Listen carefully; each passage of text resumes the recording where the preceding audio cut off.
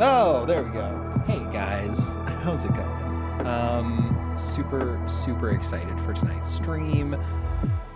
We got a fucking pretty cool one. I've been spending just a little bit of time fucking around with learning how to train a neural network on photographs of myself, getting some of those outputs, and I'm really excited to share with you tonight the steps, the process, some of my thoughts, and how I conducted the said experiment. And because I had the opportunity of fucking around with this a little bit ahead of time, I've set up a couple of different iterations that we're going to run through. We're going to see, depending on what data we feed it, how much is that going to change the outputs or change the model. So tonight what we're going to do is we're going to initially train an AI on some pictures of me. I'm going to show you guys, the difference in how that training, goes if you add more time to it, et cetera, et cetera. And then what we're going to do is we're going to make some modifications to that initial data set, and do it again, see what the results are like. And then we're going to pick some of our favorite AI generated images, and we're going to compile those into a folder, and we're going to retrain the AI one more time on a whole bunch of synthetic photographs of myself mixed in with real photographs, train it up, run it again, and see what that looks like. So I think it's going to be a pretty cool experiment. I've set a few of the things up ahead of time.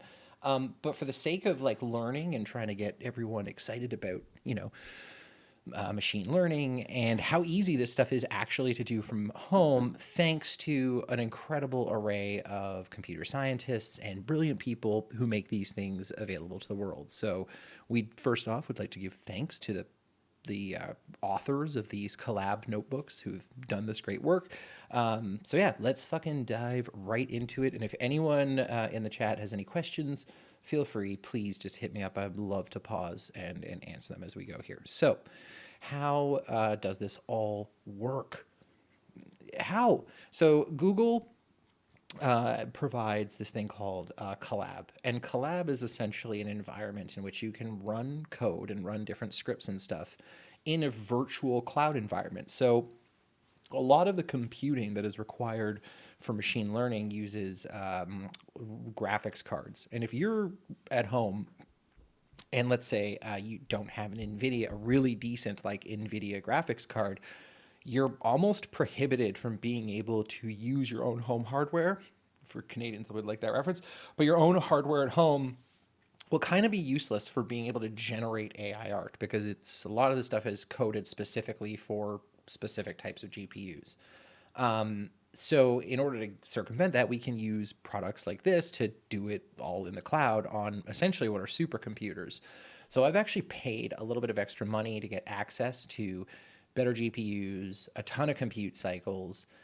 You don't necessarily have to pay a ton of money to use these tools and to dabble in this stuff. However, if you do get like a $15 a month account, you get 100 compute cycles, and you can have like a couple of hours of fun, like generating images and messing around. What I will say is you'll make a ton of mistakes along the way, and if you're paying for it, those mistakes cost money because every time you are computing on something and it doesn't work or you fuck something up that like really fucks it up, you got to start all over again, and all that compute time, those heavy cycles that you have to run, essentially go to waste, and so does your money. So we're going to try and be careful as we go through here, and I'll explain, the process, etc. And again, I fully encourage chat to ask questions along the way. So what we are looking at here is a Google Colab notebook that was authored. This uses what's called Dream Booth Stable Diffusion Model. Okay, and the first thing that we need to do in order to appropriately run this notebook is first off, I'll run a little GPU check. Okay, so I have a 15 gig GPU assigned out of the box. And you might say like 15 gig GPU, that's sick. I would love to have that at home. It's not going to cut it though for us guys. We need more than that. So what we're going to do is we are going to change our runtime type. First thing you're going to do out of the bat, you're going to set this to a premium GPU, and we're going to go high RAM. Save. It's going to restart here and tell me, hey, you got to restart your runtime. So you have to start everything from scratch. Thankfully, we haven't really started anything yet. So now you can see I have a 40 gig GPU. that has been dedicated to me. So we have an incredible piece of hardware now at our disposal to compute on. So how do we start? Well, we install the requirements. This is pretty straightforward. You literally just press the cell, and what it's going to do is it's going to execute, these Python scripts. Pip is an installer. It's going to query, the GitHub and the repositories. It's going to pull that data, and there's essentially a little file structure in here where it will be able to put the necessary files and things that it needs to download to start the process. One thing that is very important is all of these things have to happen in a particular order, and they have to finish to completion. And if there's errors along the way, that's when things get a little fucked up. But hopefully, again, with some good preparation here, we don't have to really worry about that. So we're going to install our requirements, and you'll see every step along the way, you get a check mark when it's done, and you can move on. It's pretty great. So the next thing we need to do is we need to log into Hugging Face. So what the fuck is Hugging Face, you might say? That's a weird Hugging Face. Hugging Face is an AI community website where you can access all kinds of files for things like Stable Diffusion, et cetera, et cetera. So in order for my collab notebook to download diffuser files from Hugging Face, I need to authorize it with what's called a token. So I'm going to quickly do that, and I'm going to try. I mean, it doesn't really matter if I share it on screen, but whatever. So I go to access. You should never share your access tokens as a general. So logged in Hugging Face. Okay. And then we do the next install process, which are Xformers. So it's going to download this stuff from GitHub. It usually doesn't take very long to do this piece. Okay. Now, what we're going to do is we're going to put these settings in a particular folder. I want to name this something specific. So, and I've done a couple of models already. I don't want to mix up with my data. So I'm going to call this ABC. Okay. And this is just the folder that it's going out to, but I'll explain why this is important in a second in terms of keeping track of. So hit play, done. Okay. Now we can start training. So from here, one of the things that we need to do is we need to tell it, I'm going to give it a bunch of pictures, right? So what is the AI looking at? How does it classify what it's seeing, or what the prompt would be for what it's seeing? So the prompt here that I'm going to go for is photos of ABC man. And again, the reason why we're saying ABC man is we don't want it to be just any man. I want it to be me, but I want to keep it specific to me as an individual. So if I say, show me a photo of ABC man, it will generate a picture that looks like me. But if I say generate a picture of a man, it will generate just what it thinks is a picture of man with some influence off the data that I've trained it on. So photo of a man. Now we changed, again, the data, the folders, all this stuff we're keying in on ABC, and it's data/man. So this is the class, this is the data directory, and this is the class of what am I looking at? You're looking at a man, okay? You can do multiple concepts. So you could, if you're training it on, let's say you're training on a photo of like a dog, you can say it's also, it's like, this is a photo of a dog, this is a photo of a dog running, this is a photo of a dog running with a yellow ball. And then when it knows what those things are, it can further extrapolate when you ask it to generate data. So, okay, so we're going to leave this again. Anything that has, again, like this is commented out. So this is more for sample. Anyway, we're going to move on. We're going to hit play. And again, this process is just going to keep running us through. It's super simple. Thankfully, again, you'll see the fun starts when the GPU RAM starts to go up. Now I've got about 460 compute cycles. I'm using about 13 per hour, and it burns quickly, especially when you start training. The training is where it really eats. So now we're going to upload images. This is where it gets fun. So for the purpose of the experiment, as I mentioned in the beginning of the stream, I don't know if everyone was here, but we're gonna load a set of pictures that is just of me that I've selected randomly off of the internet. I don't have a lot of really good photographs of myself, unfortunately, which actually kind of makes this experiment even cooler to see like what it can do with a lower, sample of data. So we're gonna take a set of pictures, generate. Then we're going to take the same set and we're going to add one shirtless pic of me. And not really like a super shirtless pic, but like just a pic without, my chest showing. And then we're going to retrain it and see the results that it has there, because I've noticed some interesting things that you can seed the data with that gives it more intuition what to produce. Then we're going to take our favorite photos that it generated from those two data sets and we are going to retrain the model, okay, on the pictures that were generated and real photographs and see what we can synthesize after that if we can kind of make this like uber serious rollerblader. I think it's going to be pretty fucking cool. So choose files. This one is called full series shirts only. Okay, so this is all me. This is me, shirts only. So we click open and it's super straightforward. It's going to upload all of these into the collab notebook where the model then have access to train on in a second. Now, in order to show you guys how do I say this? Sorry, I'm having a hard time with it. In order to show you guys like what training really means, we're going to run the first training cycle at 800 iterations. And that's going to take about 5 to 7 minutes ish. While we're doing that, we can fuck around with other stuff. But heard a horn there. And then we're going to up that. We're going to double it to 1600 or whatever. And you're going to see the difference, the significant difference that it makes in terms of giving it more training time. I've done a couple experiments now where I went up to as high as 4,000 cycles. And something that I found that was really interesting is the more, like if I obsessively trained it, it actually made worse pictures. Like the pictures looked more fucked up and like weren't as close to reality. And it's so there seems to be an interesting art or maybe a science, I don't know, about the amount of time that you want to expend training your model. Okay. Also, if I'm going too fast or if anyone has questions, hit me up along the way, but pretty straightforward so far. So this is the fun part. This is the training. This is what's going to do everything. So, it's got the model name, and this is all the code. Now, what we're going to do here, I hope I did everything kind of right. We'll see here. Let me just make sure I didn't fuck everything up. Yep, that looks good. That looks good. That looks good. And the last thing that I want to do is I want to change this too, because the sample, I want it to be of an ABC man, right? Cool. Constant FP16, that's good. Okay. So we're going to start training. And again, we're going to pick the train steps is going to start with 800. So let's go.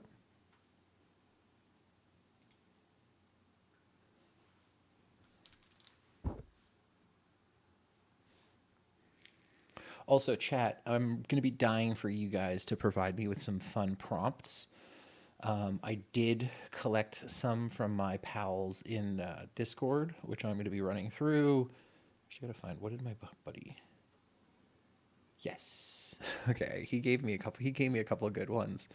So we'll run those through as our first data set. And we'll actually maybe what we'll do is we'll use his and anyone else who can contribute prompts. So we have some consistency to the outputs, or at least the concepts that we're trying to output. So it's downloading a whole bunch of files. It's preparing, the notebook for having the required, different files where it need to be in order to start the training. And then you'll see it in a second here actually get going. And it's very exciting. This is all really cool. I hope you guys think it's cool at least.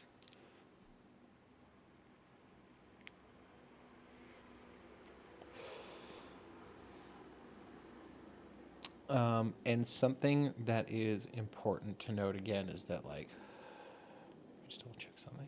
Yes. Okay, got it set right. Yeah, you got to have see, this GPU RAM is going to just start spiking here in a second. So this process is going to take about 2 minutes to do it's generating the class images.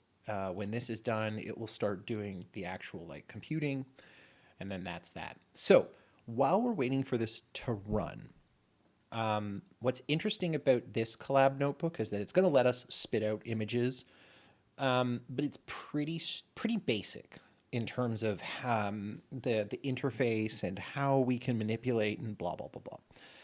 So there's actually something called automatic. And automatic is cool because it allows you to have a web interface for essentially doing what we're doing in this other notebook here. So I think one of the things that we'll do while this is running is I will show you guys what this kind of looks like. So we can mount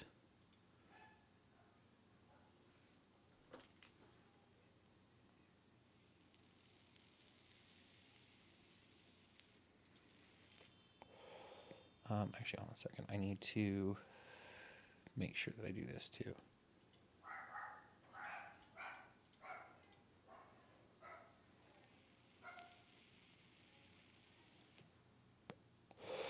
Oh, wow. So I can't have two sessions going. That's pretty cool. Okay. So it started the training now. So this is going to take about 5 minutes. Yeah, that's not bad. 4 minutes. Sick. Okay, cool. So first step now that we've got it high RAM over here is we can connect it to my Google Drive, which I'll do over here. Cool.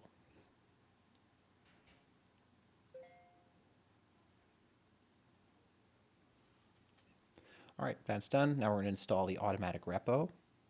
And what's cool about this, so automatic is essentially like a web interface for you doing stable diffusion. And if you have an NVIDIA graphics card and a really sick computer, you can just run it locally through a Python script and you connect to it through a web browser. But I don't have an NVIDIA's graphics card, or maybe I don't have a really sick computer in general.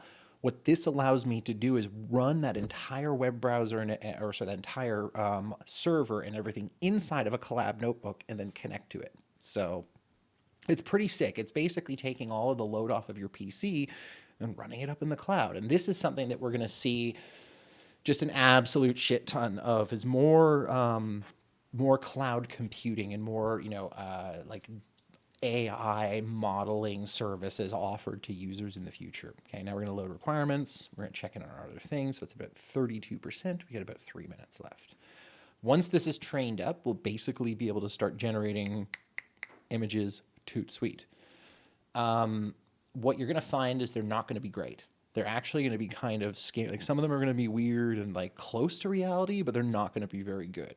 Then what we're going to do is we're going to go back and we're going to retrain the model with twice as much time. So it's going to take about 4 to 7 minutes here. It'll take to like 10 to 14 minutes on the next iteration. Yo, what's up, dude? Thanks for joining. You actually kind of came in at the right time because we're about halfway through training on the first data set. Also, the results in automatic, I've noticed, are very different. And so what I'm actually going to show you guys, check this out. So if I go to my Google Drive, I've actually got a folder called machine learning. And then in here, oh, actually it's called stable diffusion, SD. Also, there is not porn in that folder, I promise. Web UI, and then here I've uploaded an actual model that I trained on myself. So in here, models somewhere. I can't remember exactly where it is. Stable diffusion, there's so many. Yeah, model.ckpt. So this is a model I trained on myself. So when we load this, connect it to that model, you'll see kind of the difference in the outputs and the quality. So this is running in automatic is cool and fun and a little bit more flashy, but I haven't quite figured it out yet. It also has a lot more things like you can plug video deep faking and all that stuff in. So, okay, 72%.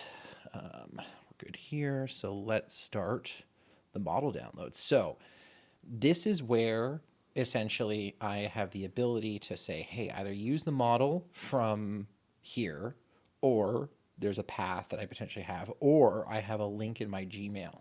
And that's what I'm going to, or here. So I'm going to say, yep, that's my link. And I'm going to hit go. And it should say downloading from Gmail. There you go. Perfect.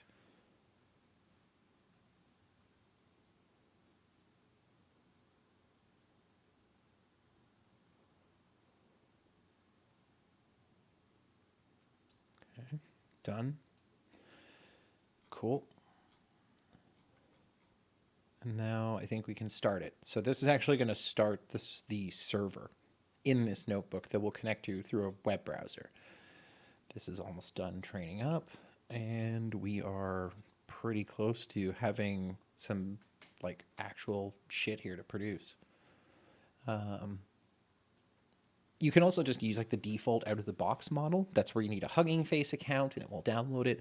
But that's just the basic model that it's been trained on.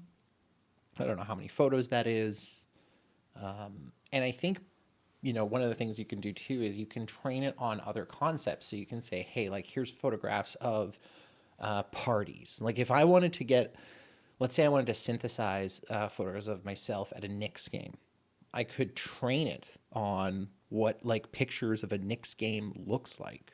And then I could say photo of a ABC man at a Knicks game, and it will get really good at being able to do that. So that's kind of the goal that eventually we'd like to try and get to with this stuff. But we'll see if we get there. It's there's a lot with this. So okay, cool. So it's loading the weights from the model, and this thing is done. Okay, cool. So we don't need to specify the weights directory. We're just going to hit this, and now we're going to say this should generate a grid preview of the last saved weights. Okay, here we go. This is important. So you can see these pictures are kind of fucking goofy, right? We're not going to put this into automatic right now. We're just going to go straight to the inference piece. And from here, we'll take some of the prompts from my friend Ace, and we'll see how that goes.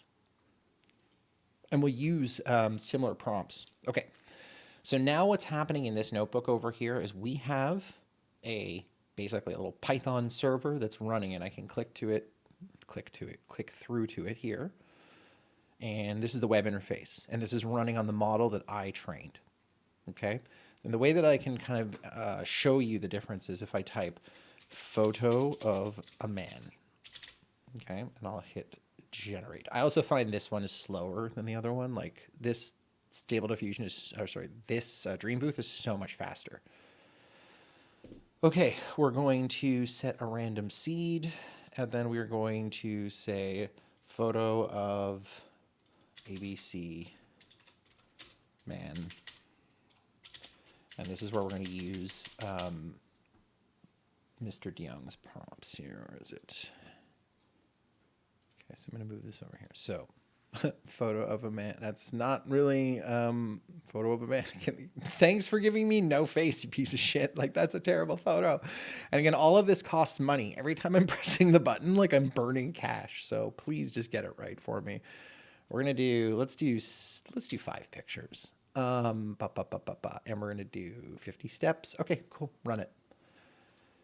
Okay, so photo of a man, right? Now if I say photo of I think I called it a BBB man in this model. Let me see.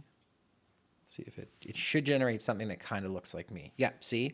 So it's not, it's not a very good photo. It's pretty fucking, oh God, I hope I don't end up looking.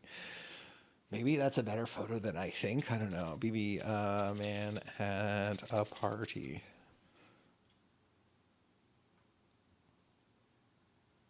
See, so it's not great. The results don't look super real, but if you go over here, even the model isn't trained very well. The photos are like, I'm doughy. I have a very doughy face. It hasn't quite figured out the proportions of my face properly. My eyes are fucked up. My smile is fucked up. Okay, so at this point, I'm not happy with the results, let's say. These are not good results. I would not want to use these. This is the only thing the only picture here that is even close to looking like me in real life, and like by a little bit. So, okay, we want to retrain. We want to say, hey, it was nice doing that, but you got to do a better job this time. What's that, Tim and Eric? It's like, you didn't do a good job. So we're going to retrain the model, except this time we're going to jack up the steps. So we're going to go to 1,600 training steps. And that's all we're going to change for now. We could fuck with other settings, but I don't know what that's actually going to do. So we're going to say train. And this is going to take essentially twice as long. Now, while that's going on, we can mess around a little bit with the automatic build. So yeah, throw a photo of a BB man at a party. I can say I want 5 pictures generate.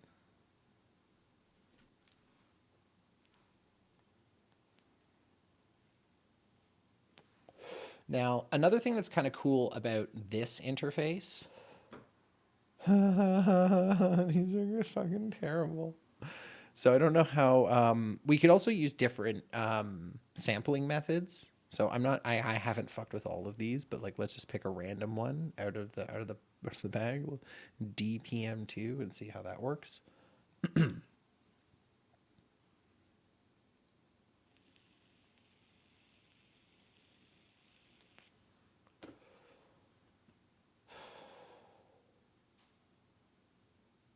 Interesting. Okay, that's not far. That's not terrible.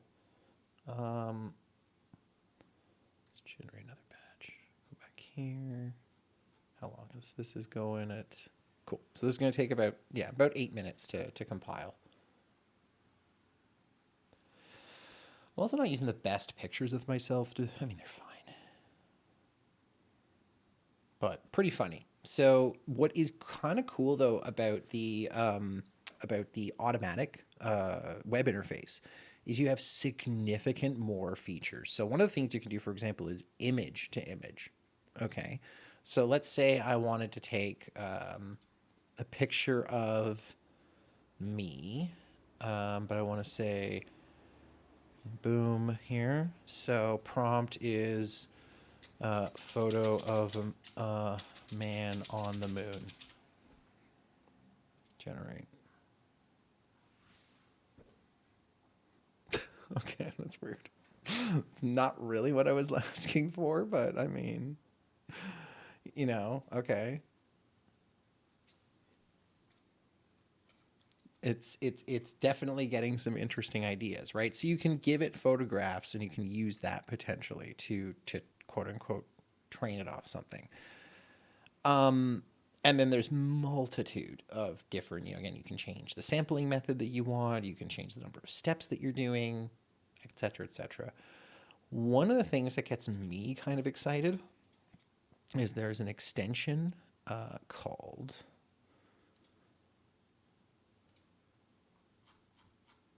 where is it here? Deform. So official port for deformed extensive script for 2D and 3D animations. Keyframe sequence, dynamic math parameters. So apparently this is great for videos. So you can train or get it to produce video. So we'll fuck with that a little bit. We'll see if there's I think I maybe have a video that I can throw into the model and train it on. I don't know how that works, but cool. So we've installed that. Very sick. Okay, I guess we have to apply and restart the UI, so let's do that. And while that's going, we'll check on the progress. Okay, we're at about 35%. Okay, bad. Just moving along nice and slow here. RAM is, wow, RAM usage is just going through the roof right now. But this is why I bought myself a whole bunch of credits for the computation. Okay, interesting. Info and links. Okay, so the code for this extension, join the official here. For general usage, here's a user guide. For advanced animations, alternatively use this. Okay, so import settings.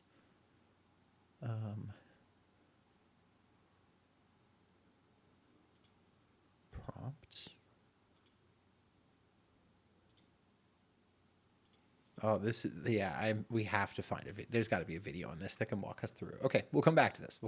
This looks pretty sick though. But so we can now use something like this, image to image, and we can generate models in Dream Booth by training it on photographs. And once we have the model that we like with the concepts that we like, that's when we can start to port it over and do more powerful things with other tools.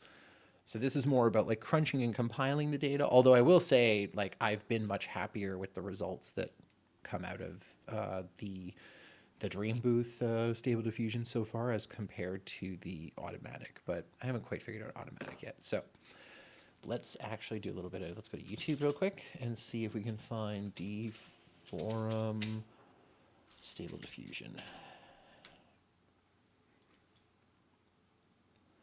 Okay. Deforum settings explained. Oh, I like this guy. This guy, whatever your name is, Olivio Sarkis, very legit YouTuber. Doesn't get enough views. Needs more. Needs more love, because I've seen a couple of his, and he's very good at walking us through this. So let's let him take us on a little journey. So again, to reiterate, and this is more for my sanity, is once this model is done computing, we're going to spit out some prompts from our friend.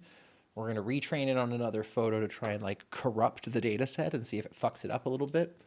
And then from there, we're going to take the best of those pictures and the ones I made the other day. We're going to retrain the model and try and make an uber serious rollerblader. So very excited to see the results of that. While we wait, let's watch a little bit of this guy. Hello my friends, how are you doing? In this video we will go over the settings in the Oh, forum sorry, you guys for can't. I automatic guess when it's 1111. Here is a video that explains how to install the forum in 1111, and here is a done. video how to install 1111 on your computer.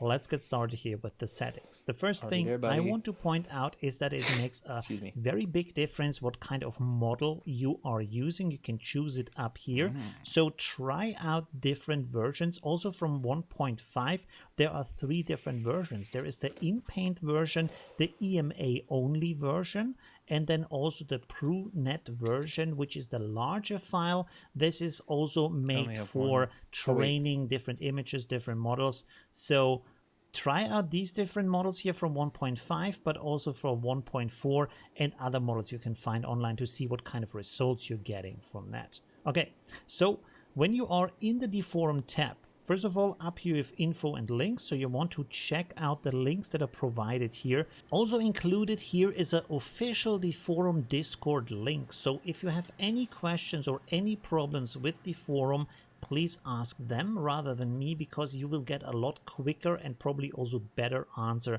from them. All right, so under that you have these different tabs, and in this video we're only going to talk about the first 3 tabs because that is settings enough, believe me. So the first one has most of the classic settings you will find in Stable Diffusion, and hands down I will tell you that anything you do with Stable Diffusion, but especially creating videos, will take a lot of experimentation to get the right thing, because there's a ton of settings you can have, and of course everything you change, every little bit, can drastically change the output. All right. The good thing that we have in here is that you can override settings, so you can make a check mark here, and then you can load the settings from a text file. Now, how do you write that text file? What should be in there as an information? Well, lucky for you, every time you render something here, this will create a text file with the settings for you. That's so you pretty can cool. load it from there. So it's pretty good when you come back to a project. Okay, hold on. Let's just check on the other thing really quickly and see how it's doing, because I think it's going to be close to being... Oh, it's so close to being done, guys. And we got some good prompts. Okay, so let me pull up the prompts that we're going to use and actually put them into a text file.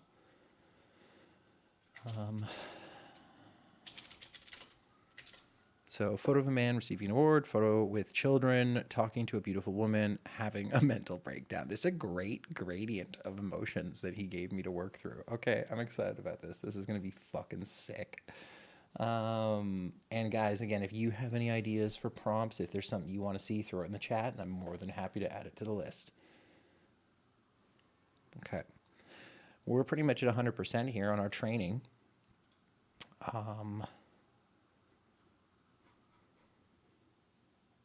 Yeah, I feel like we need to... There's a lot of stuff we're going to have to figure out here. Because there has to be a... It can't be using... Maybe we do use on the model that I trained with my face. Okay, this is done. Nice. We're going to... This isn't going to change. Okay, and then we're going to hit this. So it's actually going to stack. If I remember correctly and I did this right, it'll show us a difference. Boom. Okay, guys, what do you think of that? So we trained the AI for twice as much time, and it's fair to say that we have a significant improvement in the quality of the images and of the face construction. So I'm happy with this model. I'm going to say this is sick. I want to keep using it. So I'm going to run the inference on it. I'm going to keep the seed the same just for consistency's sake. And now we're going to run our friend's prompts. So first prompt is photo of a man receiving an award.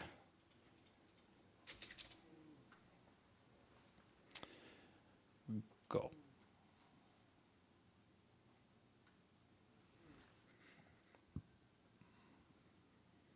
Okay, these are fun. That one is weird. I like it. Oh, this one's not bad. Let's save this. Let's go to...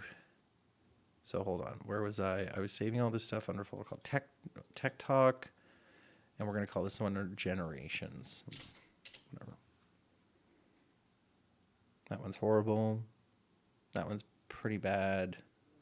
That one's not awful, but it works. We got a result. Okay. Let's try the next prompts here. We're going to go with photo of a man playing with children.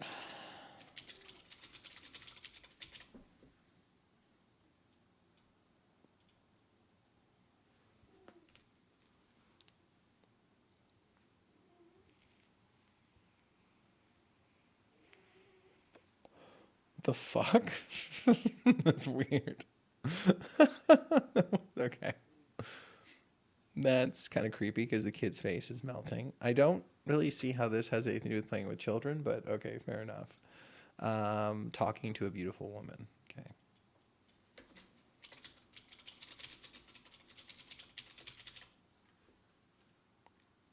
Again, I think we could have just said woman, but it's my friend's prompts, so I'm running them.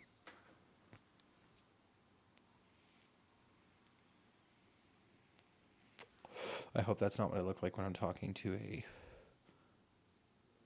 What is she taking a picture of?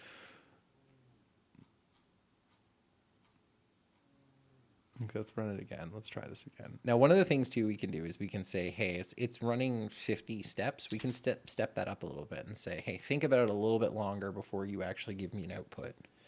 Run it through a few more times. Iterate on it 10 more times. And we'll see if we actually get an okay. This is a great. I'm saying this one's great. Oh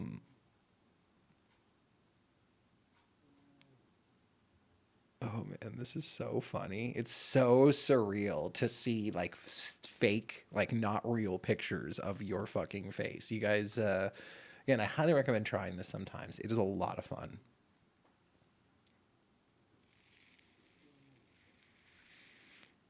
Yeah, I got some dreamy eyes in this one. We'll save that.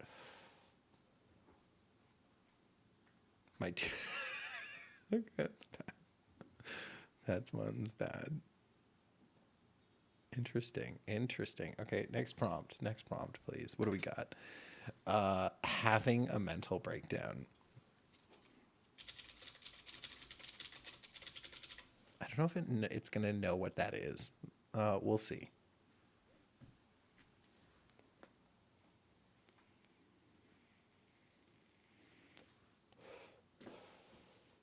Yep, that's about right.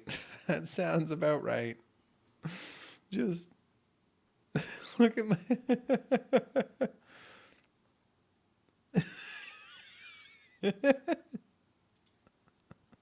Okay, I gotta send this to my friend. Hold on a second. Copy image. Oh, dude. Add ace. A photo of a man having.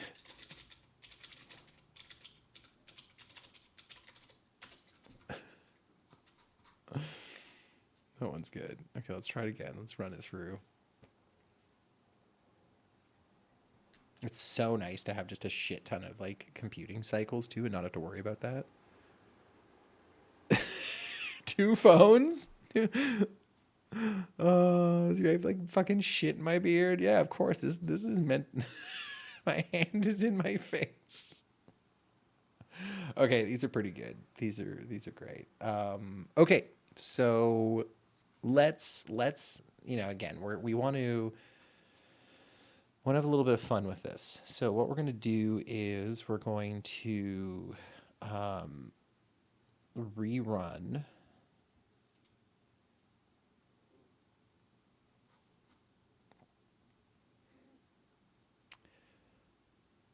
Let's try some like. Okay, let's try this. Photo of a man at a concert.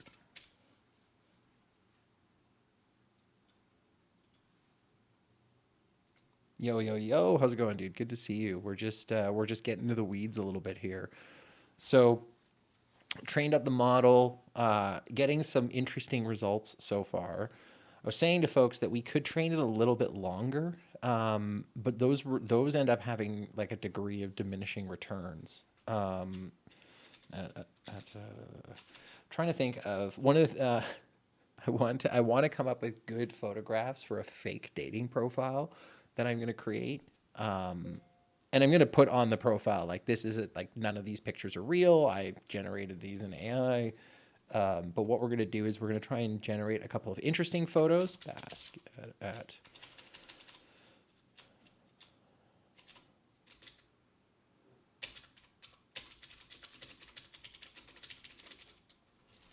is basketball one word? That's how high I am right now. Sorry. Here we go. Let's see how this goes.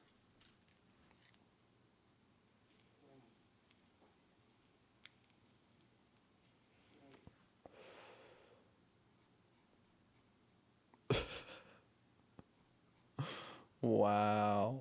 Okay, that's pretty. It seems to have a harder time on my face at distance. I don't know if that's the problem. Maybe like that's part of what it's having a challenge with. I just want to see what the difference is if I take out the if any.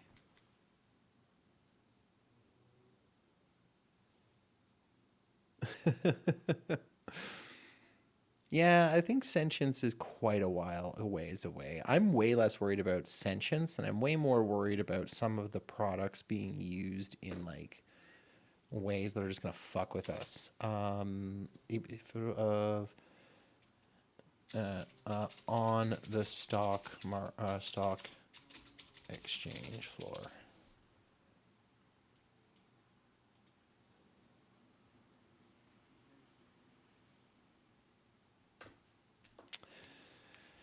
Yeah, I think part of the thing is it's not an exact science either, right? Like, okay, let's see. Photos of ABC man next to a fancy car. Let's try that. People like fancy cars for sure, right? So I want to have some photographs of me next to one.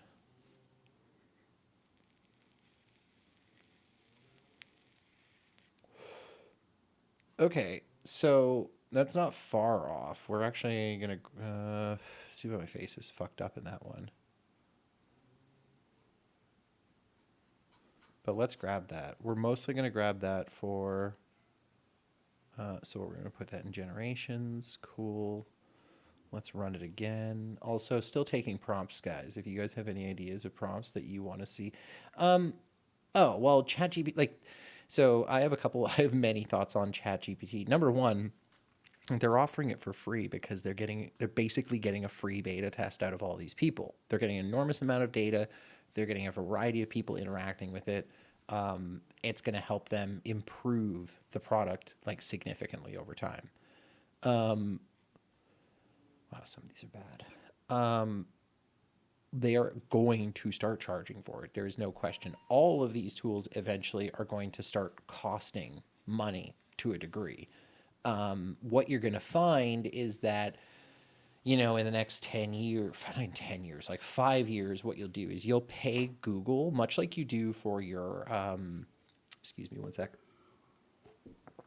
just like you guys pay for storage right now, you will pay for AI. So like you'll pay like a bronze, silver, gold package for how good your AI assistants are and how deeply they're connected in your life and able to generate certain things for you. And you will get those services from Google, from maybe Apple, probably OpenAI, and those will be integrated into other products. And you'll pay some type of monthly fee so that they can run the appropriate servers to do this stuff. Because again, the shit ain't free. Like it's highly specialized hardware. It's not even like it's not like they can take like a traditional data center and just like, okay, cool, we're just going to turn all these servers into Chat GPT 3 servers. No, they have to retrofit them all with completely different, everythings, and then go from there. So, okay, let's see if. Okay, I need more. We need some prompts here, boys. Let's think of something. What is a good? Oh, here. Let's try.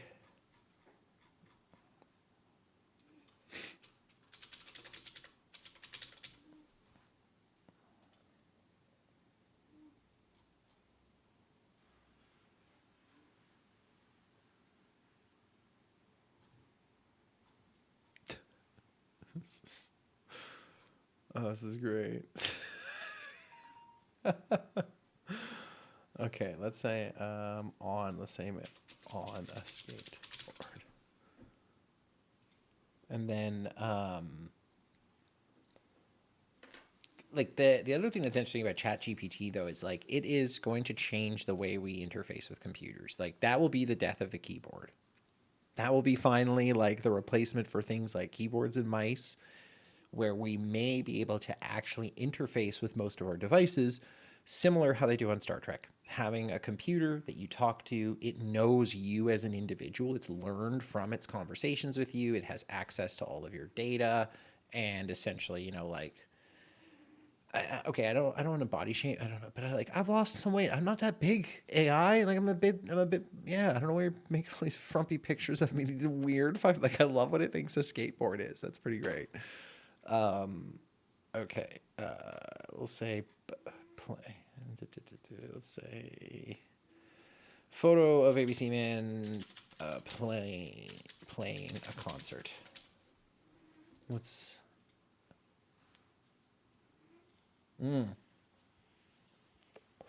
So one thing that I've noticed about my experimentation with this is that depending on the training data, right? Like it sometimes has a hard time extrapolating your face into certain. I love how when it does two faces. That's a favorite of mine too. When it puts me into like, okay, let me try a photo of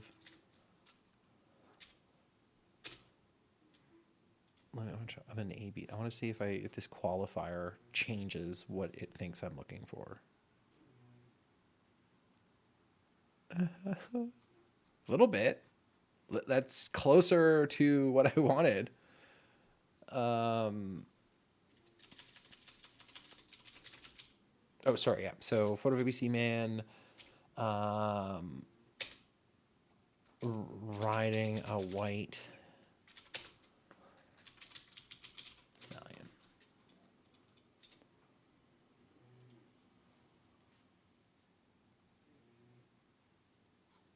Oh, you know what I should do is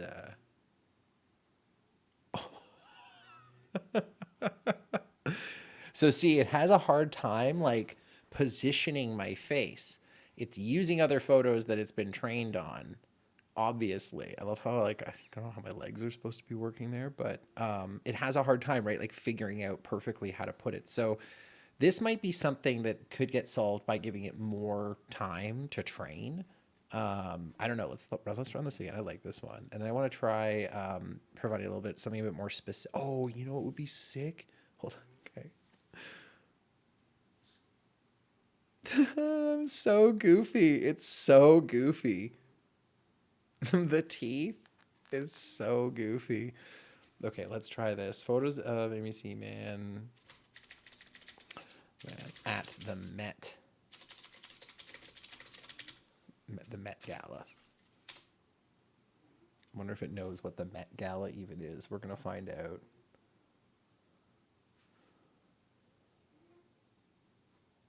Yes, yes, yes. Okay, okay. This is what I'm talking about. This is not bad. Okay. I like that this photograph is very stylized, so I'm picking that one. Sure, we'll just put me in a tux because why not? This one, if my face wasn't so fucked and these weren't so bad, like I'm taking it. Let's do this again. Let's do more Met Gala. Met Gala's a winner.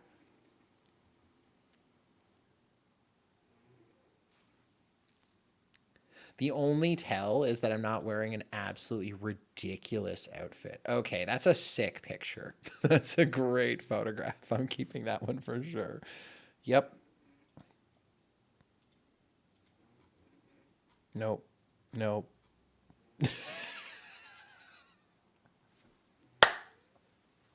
Oh, it's a good one. I'm keeping that.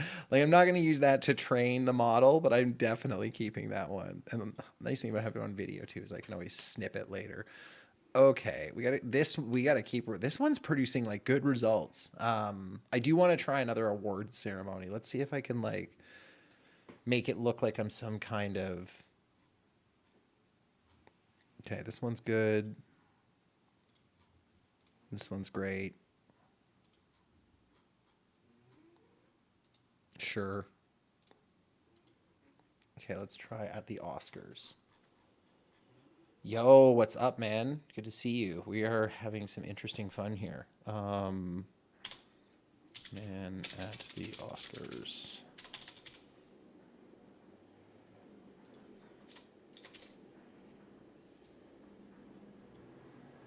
Boom. What is going on? We are having a real fun time right now making some really great photos of me at award shows. We're going to take some of these and then I'm going to feed them back into the training model and see if we can make some like even better pictures of myself. That's great. These are these. Love it when it doubles me up. That's a favorite of mine. We have to be careful though, because if we give it anything that's like kind of derpy, um, it'll just like the derp will become exponentially derped out. So as something that kind of show you this one. These are great. Fucking, I gotta build a Tinder profile with these because like I could look like this if you wanted me to. That's great. That's very me. Let's see what happens when we add a couple extra steps to it. So let's add 75 inference steps just to see if it improves the quality or if there's like a diminishing return on that.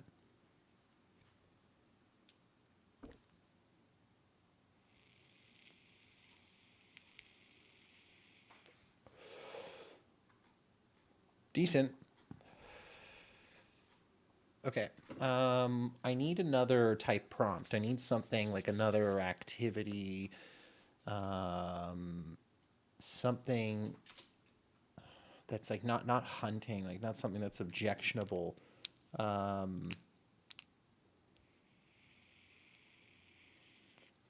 we noticed that like things like riding horses, driving cars, like stuff like that is eh. Oh, sure, on a date. Yeah, let's. Yes, that is definitely synthesized reality for sure. For sure, this is totally not real.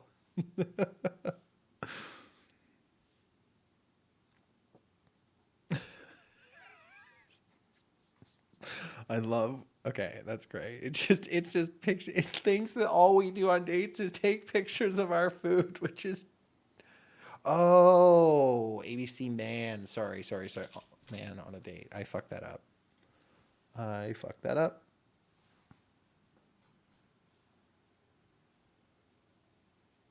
Okay, I'll do the horse thing. Adding more steps might make it a little bit less funky. Um, some of this stuff even makes me think like, man, I should buy like a, when I see like a good sweater that I don't actually own, I'm like, I should buy that. That's a good fit. Like that's a good look for me. Um, riding a white horse. And because we added a couple more steps to the inferences, we might get actually better results than we did last time. Um, very literally.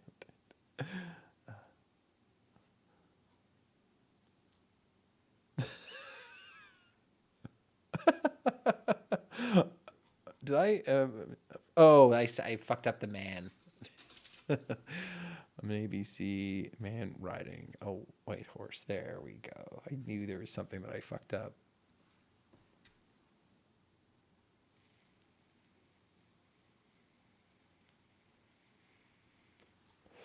So yeah, that's where it has a really hard time, I guess, with my face at any kind of like differing angle or distance where it doesn't know quite what would look real, like what quite to synthesize. So from my yeah, from like my experience, like yeah, that's freaking great. Um, it's fucked up. Who rides a horse like that? Oh, it's good. That's good. Um, but yeah, that seems to be what it has a hard time with. So if I had more photographs of myself, and like I tried training it with a couple at distance. Anyway, so what we'll do now for shits and giggles is we're gonna take some of these generations, and we're going to actually open these up, and we're going to choose which ones we're going to retrain back into the model. Oh, another thing actually we can do is we can. Actually, I don't want to break it. We're on a roll here. This is good. So let's keep it going. Okay, so we're not going to use that one because my face looks fucked in that. Um, this one, yes. This one, yes. Sure, it's not terrible. Most important is to make sure that like whatever I put in there, the face isn't completely fucked. Monster. Oh, this one was great. I don't know if you saw this before. This one is this is when I was talking about fits that I need to try. This is gonna be a fit: tuxedo top, bow tie that's not even all black, and then bright blood red pants. That's the new move. Will put me next to a car. We're not gonna try. So some other ones that I was training up earlier today, like just very quickly. Man eating sandwich, but the best part is that I'm like using toast as a phone. Like some of these are great. They're really it just spits out some incredibly brilliantly creative shit. There's a couple in here that were not terrible. These are all bad. These are bad. These are bad. This one's awful. Oh, this one is great. Check this out.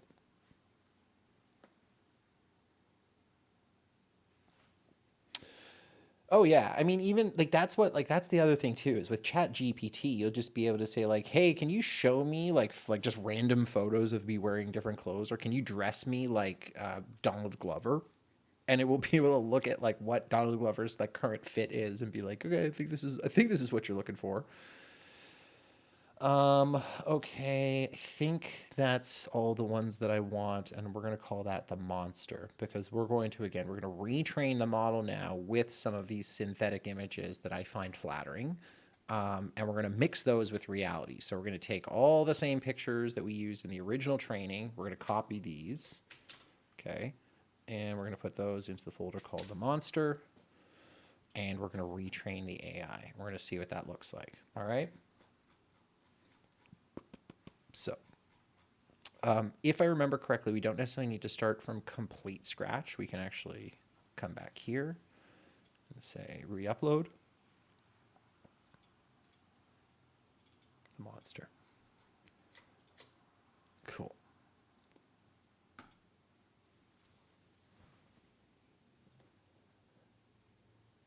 Oh, 100%. Like, see, the thing is, I don't even think it's about.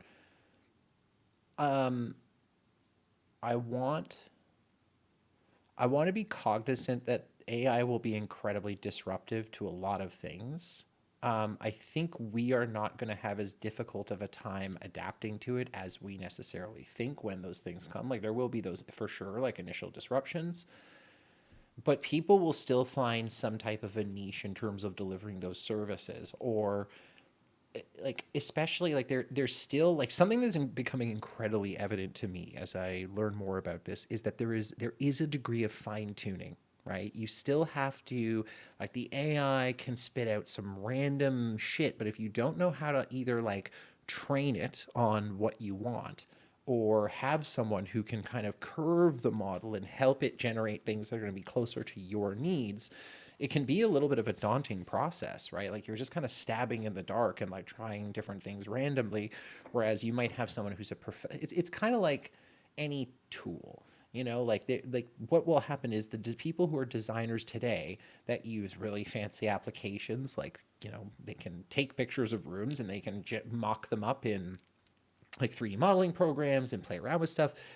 It's going to be a new tool for them to use, and hopefully, it's not something that's going to put everyone out of jobs. We'll see. That is still the jury is still out on that. Okay, we're going to train this one for a little bit longer. We're going to see if we can get a little bit better results out of it. So I'm going to kick this up from 16 to 1800. I don't want to go too high because I think I put it in like the 2000 range or something, and I noticed that it was starting to get kind of wonky at that point. So we're going to do I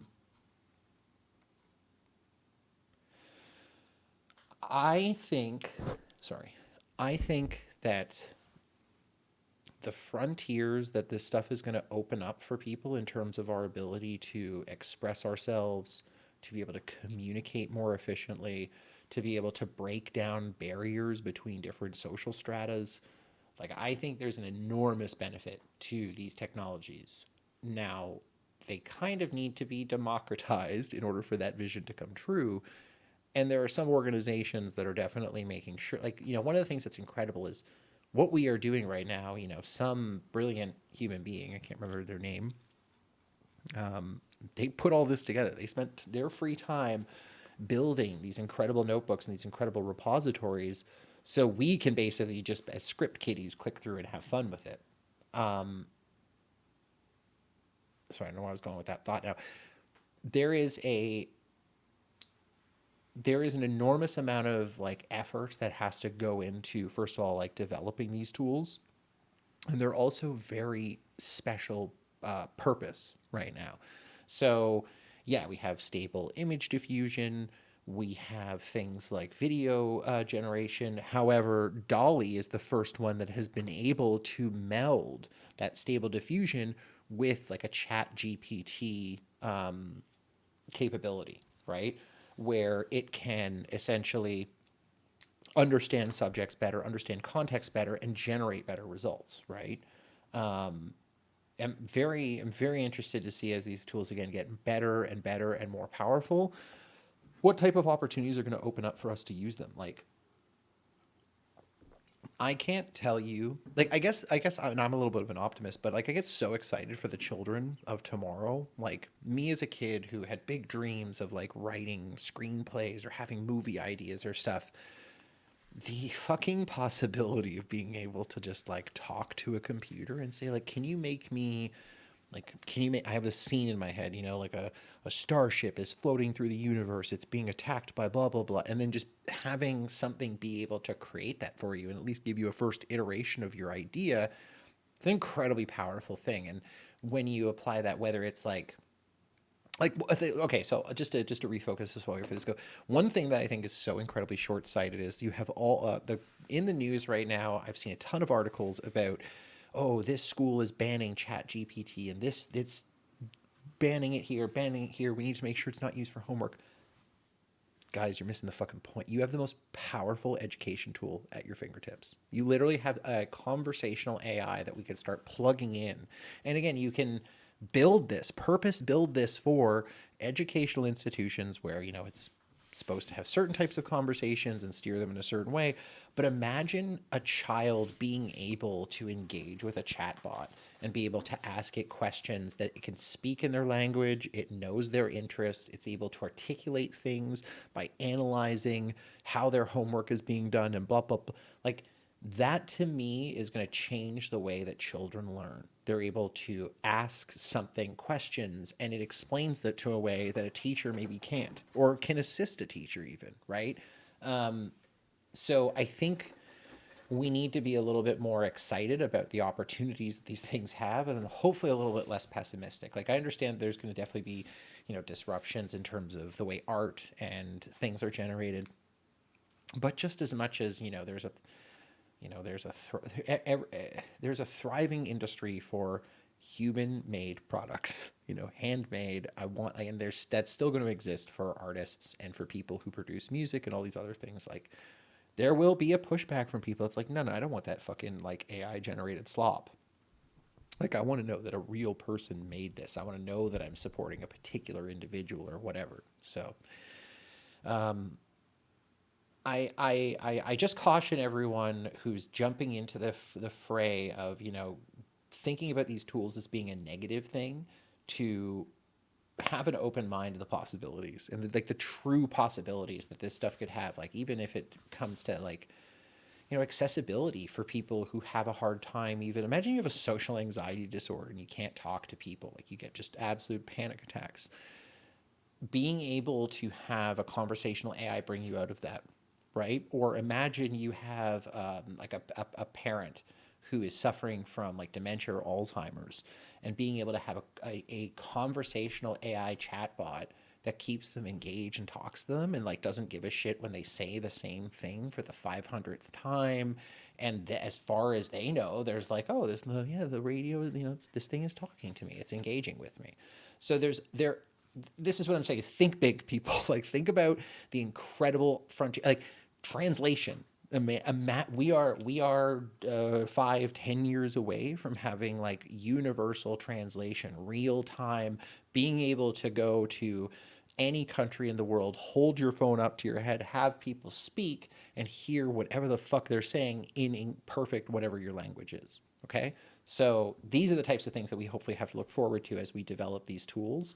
And again, the point I guess I was trying to get back to is they have to be democratized. They do have to be available to people and made affordable. Otherwise, again, you know, the sort of the structure of capitalism and the way that these the power structures organize things, it could be not like used against us, but they could be used to shackle us, like a lot of other, technology can be. So again, hoping that it doesn't get weaponized and it's not a total shit show.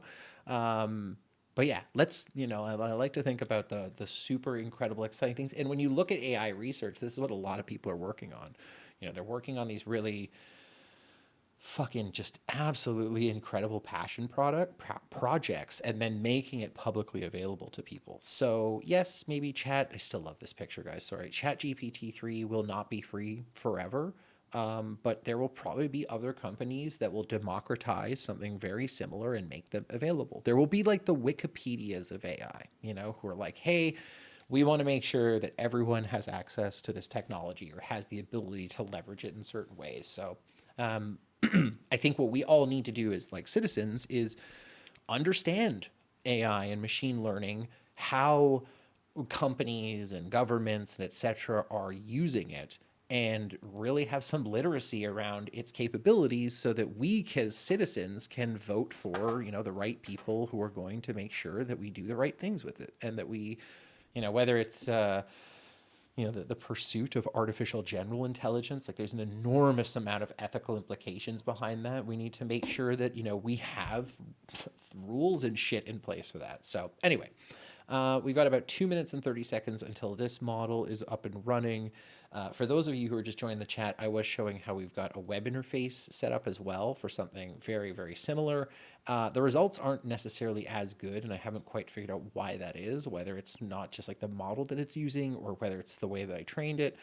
But for example, you go like photo of a BBB man on a horse. Wow. Yeah, I'm high, you can tell. There we go. And we're gonna generate, 5 of those?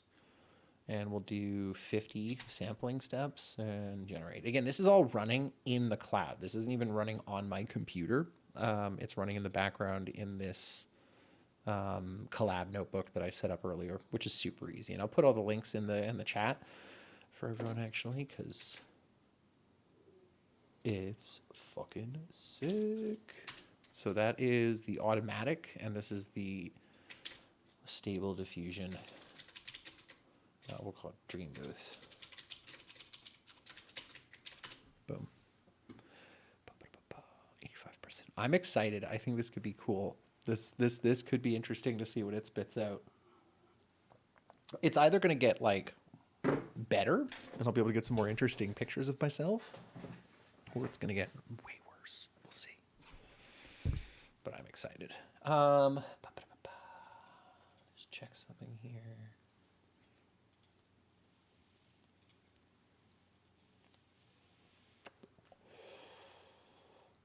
Okay. See how this goes. So yeah, this is like not great.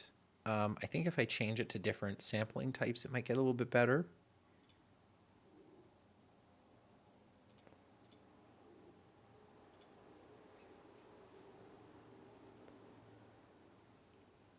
And it's not as fast, I've noticed for sure too.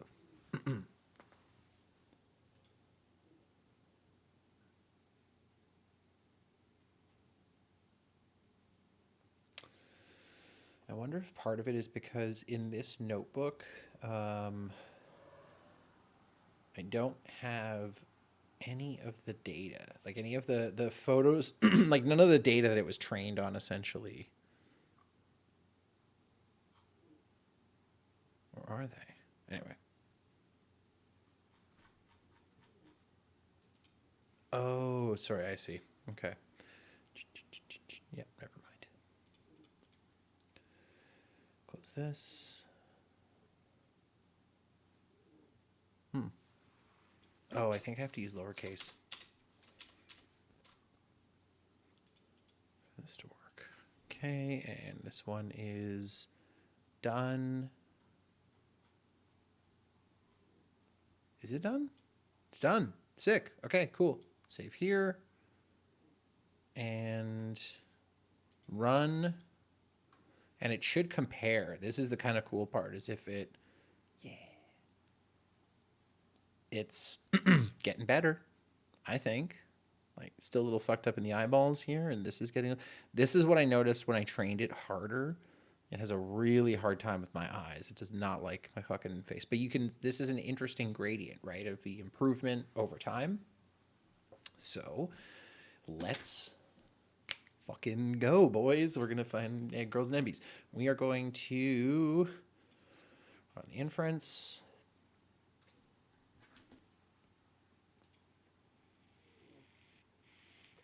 I'll run this too because it'll just dump this into a model for us. So now we have a model file that we can bring into automatic if we want, which we can try after this. We'll keep the seed the same, and we're going to say photo of an ABC man riding a white horse. Go.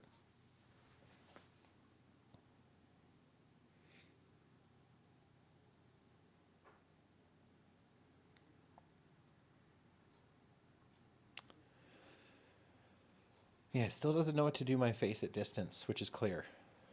Okay, that's a dating profile photo if I have ever seen one. Oh, that's great. That's fucking great.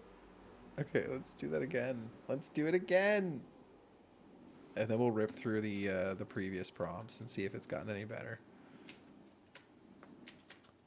Oops.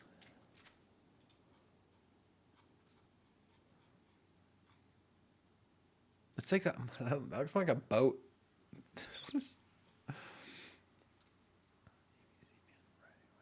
Let's try receiving. Sorry.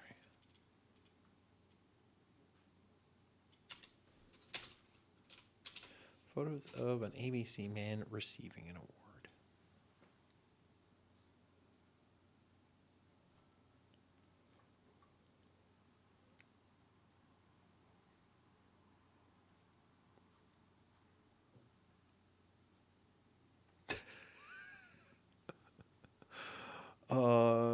That one's bad. That one's really, really, really bad.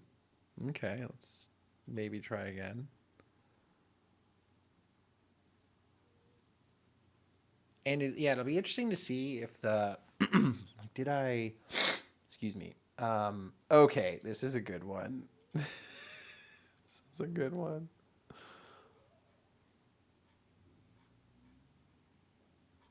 Okay. Let's try it again. That's okay. We'll do Ace's prompts, and then we'll do mine, the ones I did before. So of an ABC man playing with children. There we go. Run.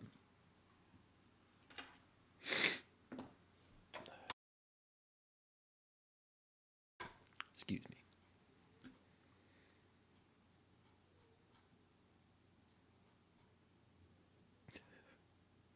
Okay, that's horrific.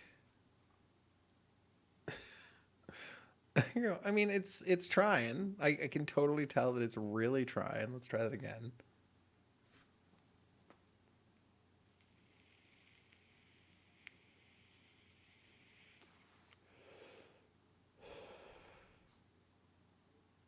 It's again doesn't quite know what to do, but it's getting there.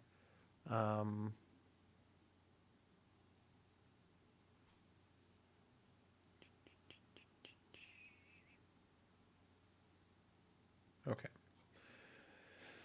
Um, I'm not terrible. Okay, let's try. What else do we have? Talking to a beautiful.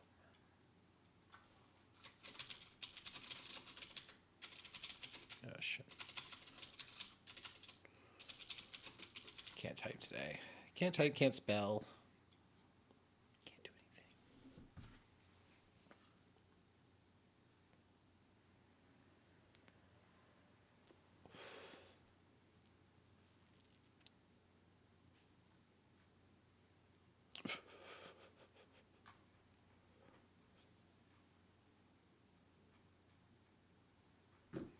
Okay, what was the last one? Having a mental breakdown.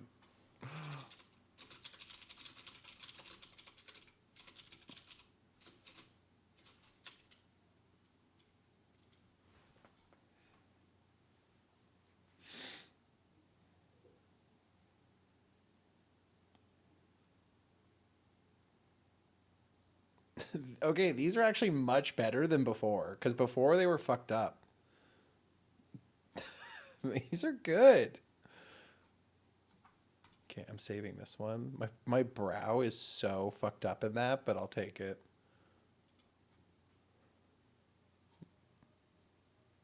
That's a dark picture. I like it. Okay, let's do this again. These are great. Preparing a meal. Yeah, I tried last time I tried a couple of cooking ones and they were wait a second. One of those looked kind of horrific. I like this one. I got actually that my eyelashes are fucked on that. I don't want to load that into the model.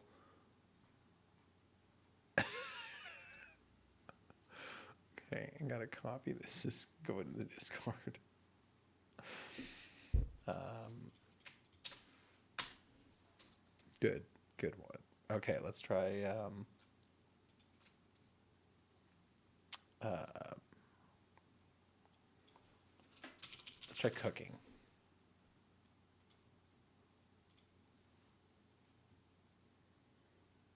I hope it doesn't like make pictures of me being cooked. Let's really hope that doesn't take it too literally. Okay.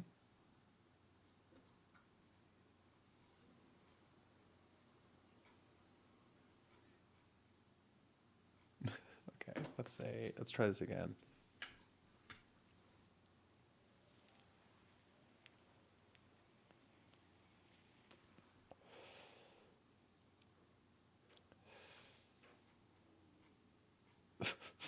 That one's good. That's I look very hungover.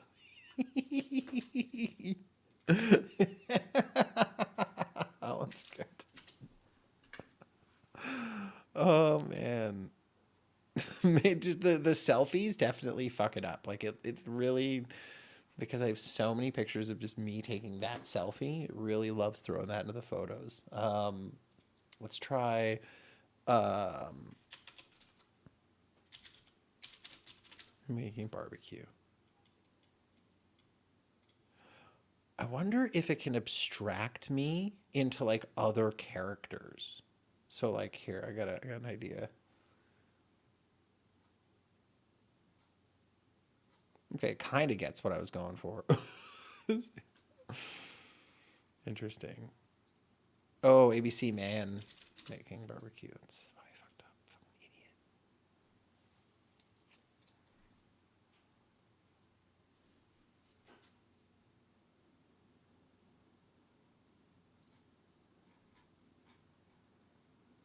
Hmm. Oh man, that's great.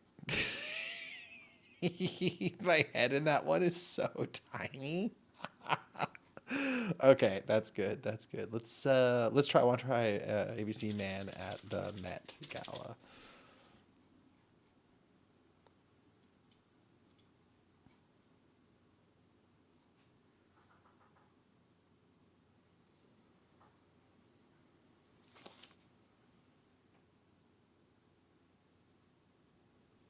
Hmm.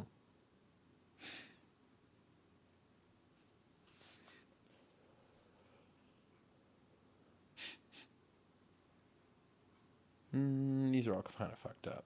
We had better ones before. Let's try it again.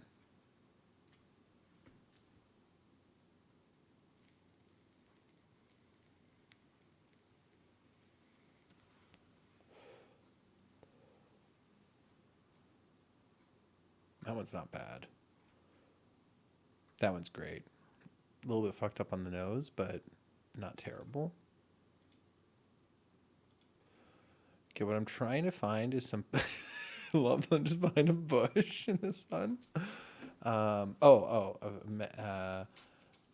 Man as Tony. Oh, yeah, it's a good one. As Tony Soprano. I wonder if it can do me as Tony Soprano.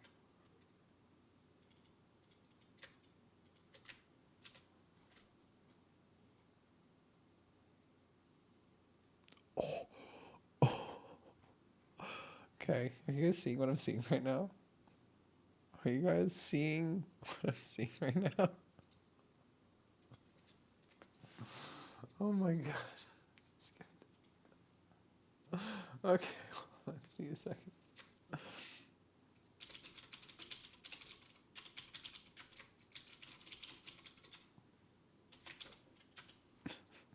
This is good. Oh, it's good. I need more. I need more of this. I need more of this. Oh, can it? It's. Oh, this is good. This is good.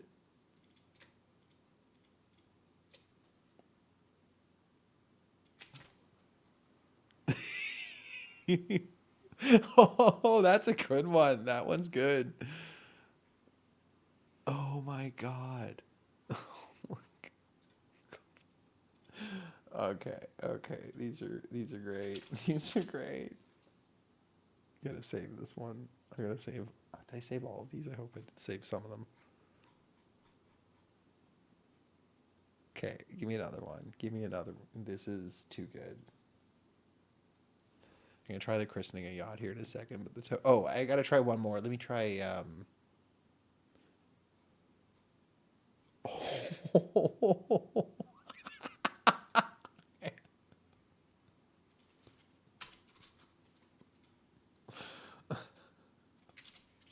Okay. Oh, those are really fucking good. Oh, those are good. Let me grab this here. Where is it? It's fucked. How good they are. Copy this.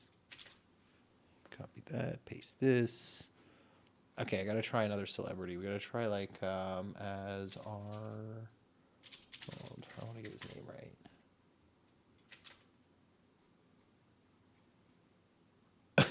Just like holding a yacht, like am I...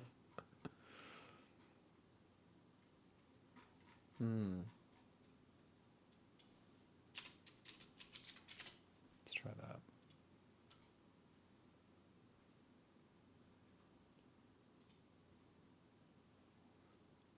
These are.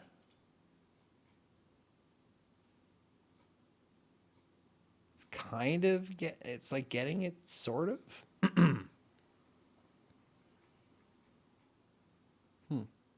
Interesting. Interesting. It's getting there. It's getting there. Okay. Um as Arnold Schwarzenegger. Do it. Show me. Show me. Show me my dream. Oh, I just got an even better idea. What about me as I wonder if it knows who Commander Data is.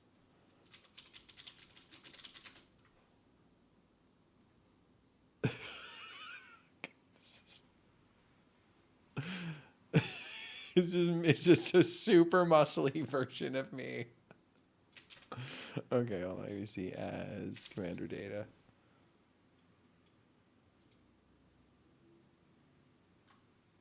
It's either going to turn me into like a superhero that it thinks is called Commander Data, or it's actually going to make a Commander Data version of me.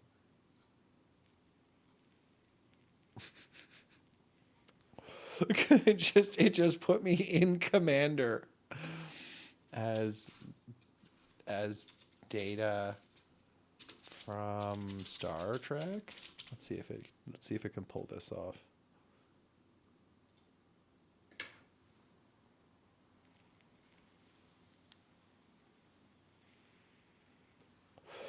Okay, just putting me in Star Trek uniforms is pretty great too. This is like okay, okay, okay. On the bridge of the Enterprise. Oh, as Spock, you got it. Absolutely. That one's gonna be fucking weird. That's gonna be a weird one. I like that. Okay, so it definitely doesn't know what the Enterprise is, which is fair. It just thinks it's a bridge. Um, as Spock. It has to know who Spock is. Excuse me. Oh, it's Worf. What about Worf?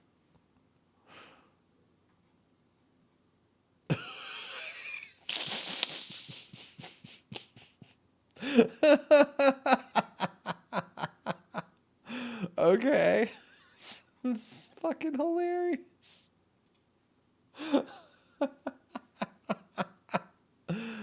Okay, the Worf one might just break my brain. We'll have to see if that's even. Yeah, I don't know if it. This is great. As Worf. Let's see if it knows what Worf is. Oh wait, no, hold on. I gotta stop that. Stop as.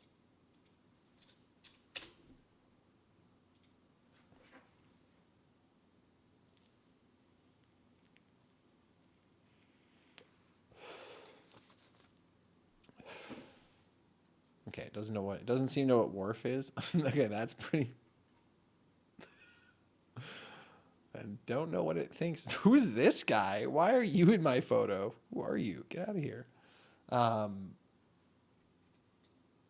I really love the Tony Soprano. I'm not gonna do more of those. I'm sorry, as ABC man as Tony Soprano.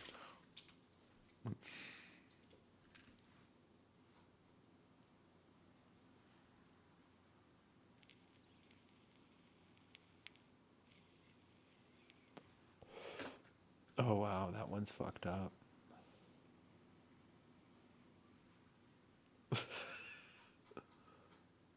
Okay, okay, hold on. I wonder if I can do photo of an ABC man getting slapped by Will Smith. Is that doable?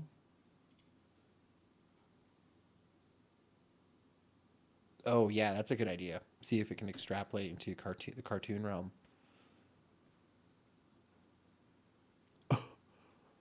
Wow, it actually has like excuse me,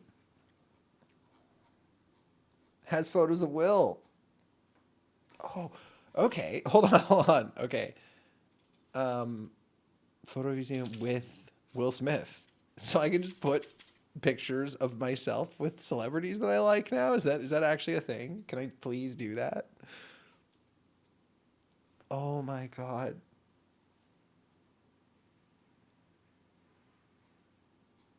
Oh wait, did I fuck up the prompt? What did I do? What did I okay. Oh, it thinks it's mixing us together.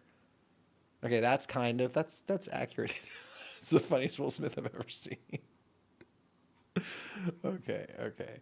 Um, how about this? How about ABC Man standing with Donald Trump?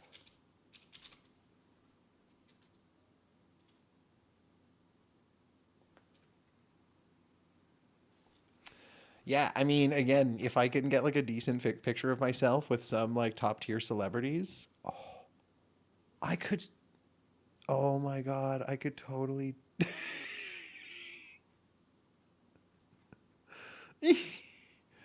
um, let's try this again. This wasn't bad. Oh yeah, sorry. I gotta do. Let's try Homer. Yeah, we'll definitely do a Homer.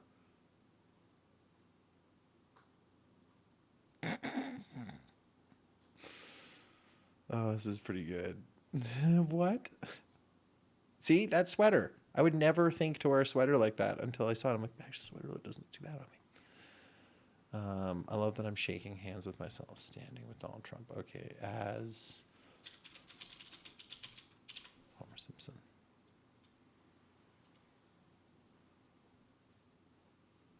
Yeah, this is getting great.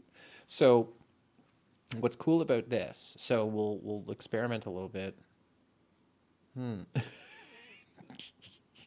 I mean, it's trying. All right. As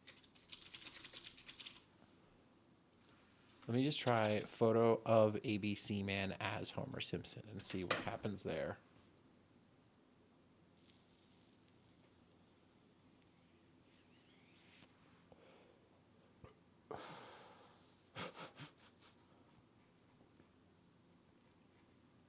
See how different it is when you take out the like photos of ABC man as sorry. So what's cool about this is now we can essentially take the model that we've trained and we can export this into other applications. That one's great. It's definitely trying. It clearly is not great at this type of illustration. What I might be able to do though is, so for those of you who weren't looking at this before, we can probably do that with the image to image prompt. So let's take one of the photos, for example, that we generated. Let's take one of the Tony Soprano ones here. Okay. And we'll say photo as a Simpsons character. All right, we'll say as Homer Simpson. Go.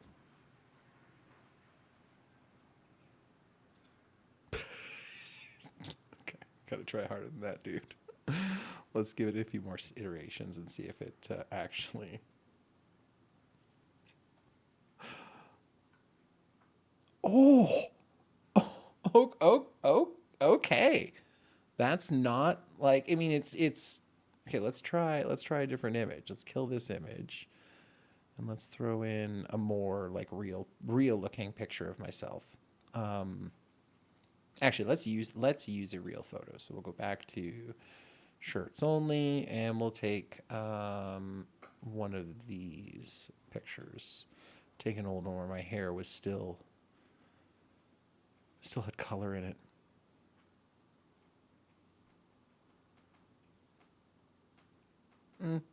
Interesting. Let's try this again.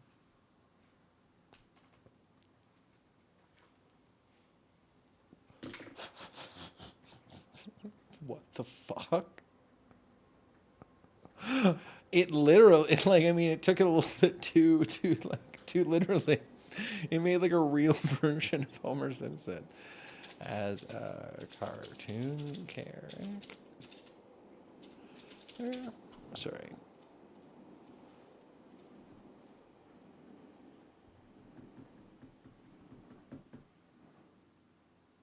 Weird. Okay. Clearly has a hard time with that one. These are so good. Man as a cartoon. Oh, yeah, okay. Let's try this, and then I got another prompt that I'd like to try. So maybe what we'll do is, for some experiment sake, to keep the obviously the fun of the generation rolling here is key, but I wanted to show you guys some. Oh fuck, what was my prompt here? As a cartoon character. Wow, I love that. I love that. Let me try as a Power Ranger.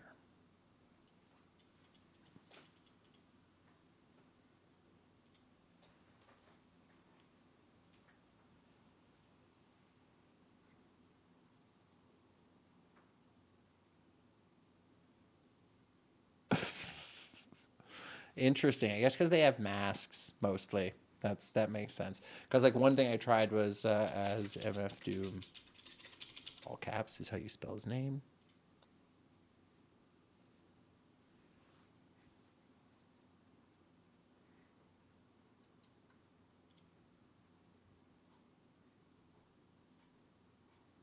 interesting.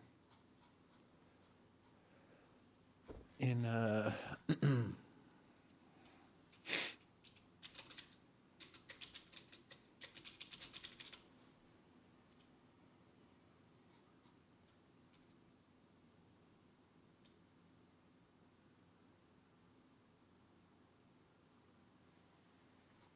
interesting. Okay, so what we can do is we can actually, one of the things that I did earlier was I ran a conversion and took all of these sort of weights and put them into a model file called model.ckpt. Now, in order for this sort of model to use the appropriate one, right now I have it accessing my Google Drive. So, in order for us, we're going to start this over again from scratch for people who weren't around for the demonstration on how to get the automatic 111 going.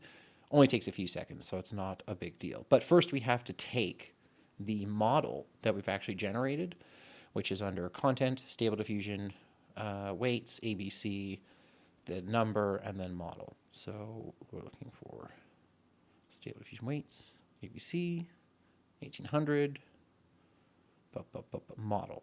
We're going to download this file. It should only take a few minutes for us to actually prepare and finish the download. Then what we're going to do is we're going to pop that into my Google Drive, drive.google.com. And in my Google Drive, I actually have a folder called SD for Stable Diffusion. And in there, there's essentially a particular folder that you put the models under Stable Diffusion. And then we'll see model.ckpt. So we need to overwrite that. And it's a couple gig file. It takes a little bit of time to prepare. So we'll let that run. But to get automatic started, in the meantime, actually, maybe we should just wait. It'll only take a few minutes.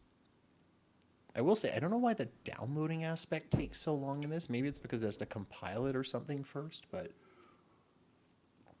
one thing I did find kind of annoying, especially when you're paying like, you know, you're paying a premium for these services. Like I'm paying a bunch of money to be able to use this like pretty unrestricted. I mean, you would hope downloading a 2 gig file wouldn't take 20 minutes, but it's going to take a little bit. So, another thing that we could potentially do is I'm not going to do that because it'll just take too long, and I don't want to bore you guys with training up the model on another one. So let's look for some more fun prompts in.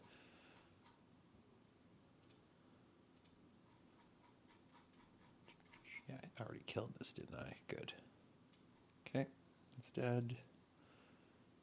So again, you mount your Google Drive. It will prompt you. It'll say, "Hey, I want access to it," which I've actually already done in this notebook, and I wouldn't necessarily need to do again. You install the repo, the requirements, and this is where you have the opportunity to specify what model do you actually want to use. Do you want to use a trained model, or do you want to use just the default model from blah blah blah? So what we are going to do is, now normally you'd have to put in a Hugging Face token to download that model. We haven't done that. That's how we know that's bypassing that step. You can also specify like a path if you just had it stored somewhere here. But we got to wait for this to download. Thankfully, uploading is fairly fast. That shouldn't be a big deal. And the only other thing that I would say, I don't think there's any point in having any. I think this is the only file you need. Yeah. Excuse me. And then we'll be able to run automatic on that. So we'll just wait a little bit until that piece is done. We'll check out some of the results. We'll see if it's any better since we've kind of trained it a little bit more on some more, monster pictures that I like there. But yeah, I want to actually. Let's go back here. Okay. Let's rip some more fun here. So,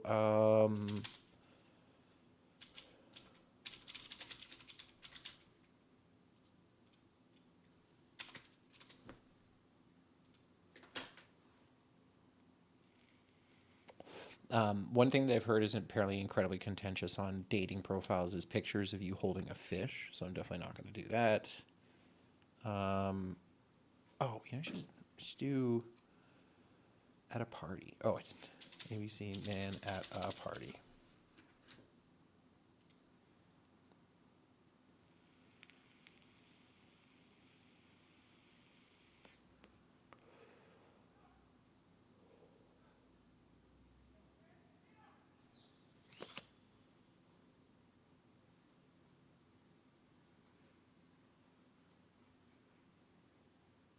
That looks like me at a party, kind of. That looks party-esque. Huh?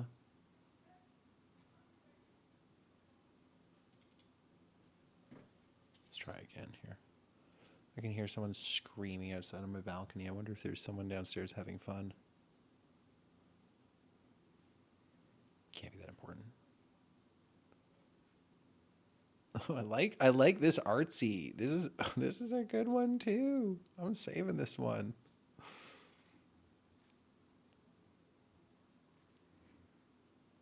Oh, that's a handsome fake photo of me right there. I like that.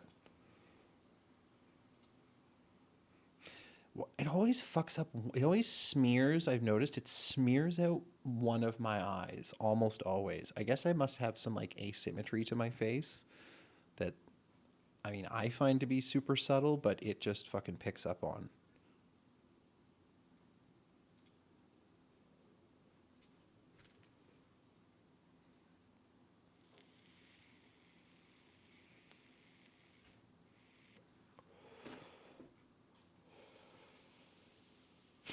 Okay, some of these are getting weird.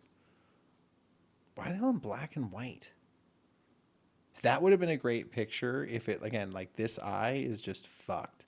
I think like one of the things that is kind of cool about the automatic is you can essentially you can essentially say, hey, just redo the face on this. Like I like what you did with everything else. Can you just fix the face? And it will actually like key in on those components. So once we get this downloaded, loaded in there, we'll be able to play around with that a little bit and see what those results look like. Um, I guess we also use Gradio here, couldn't we? There you go. Oh, okay. It's really not doesn't give us any real advanced options. Never mind. Okay, let's do.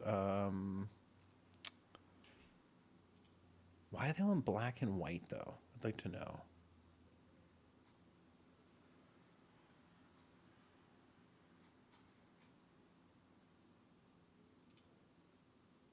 Wait, I gotta stop this. Please stop. Thank you. You can only run one cell at a time. So if you're running another cell like the Gradio cell, this won't work. Wow, was my lips fucked up there or what? That's hilarious. It looked like a fucking like a that looks like a ring photo or something. I don't understand why is it. Oh, I know why. I know why. The training data. So because we fed it, if we go into like the monster here, we fed it a couple of black and white photos. I gotta chill out on the black and whites. That's why it's the shit. Okay, well, that's fine.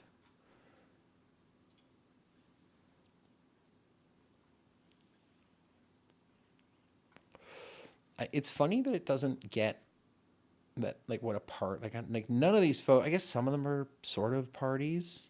Um, I like this one. This is like a pensive picture of me.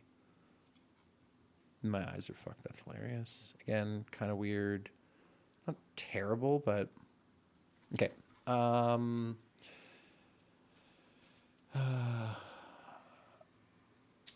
uh, doing chemistry. I need some like fancy photos of me like working in a lab or something like that.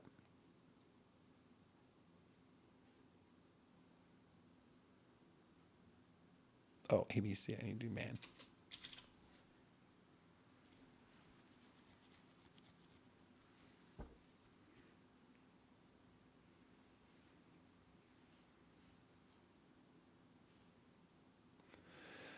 I guess it doesn't know what chemistry is, or it doesn't know what I mean by doing chemistry.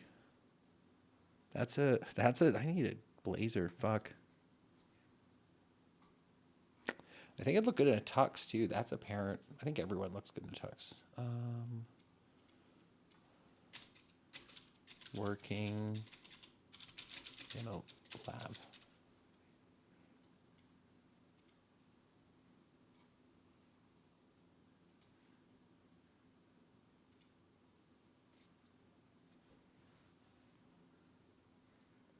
Getting closer.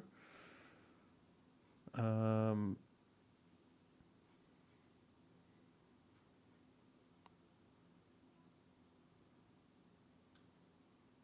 Interesting.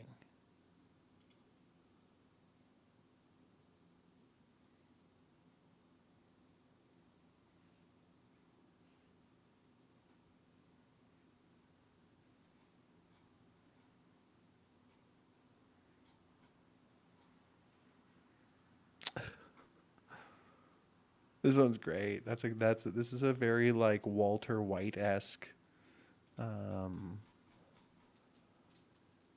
working in a lab. Curing cancer. Yeah, that's actually you're right because there might be some like stock photos of people like doing like cancer curing.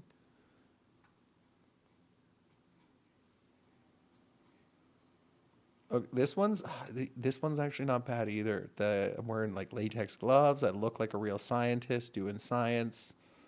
Look like I'm solving problems. This one's not even that bad either. It's very no. This is just I don't know. Like obviously it's weird for everyone participating in this exercise, but it is particularly weird for me. Oh no, I hit cancel after all that. No. Are you gonna make me wait all that time again? That a prompt came up and I didn't see it. You fucking piece of shit! You've got to be kidding me. Oh, I suck so bad. I suck so bad.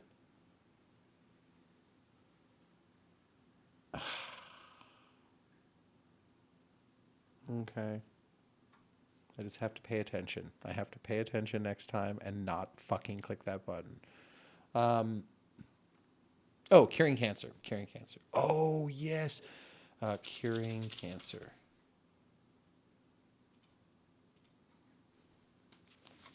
Let's see what we can come up with here.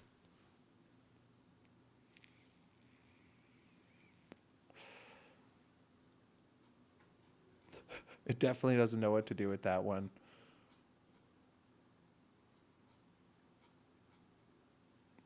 This is what is.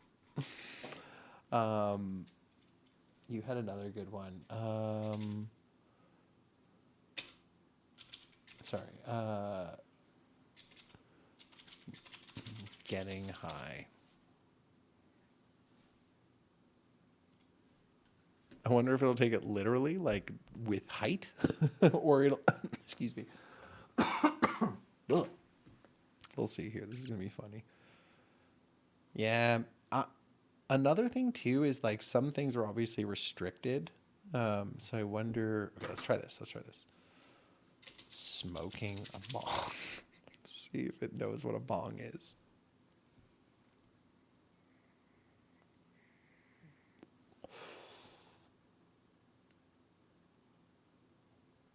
Oh, you were calling me a stoner. Okay, yeah, no, that makes sense. That makes sense. And then I'm just gonna put this one in the chat. This is good.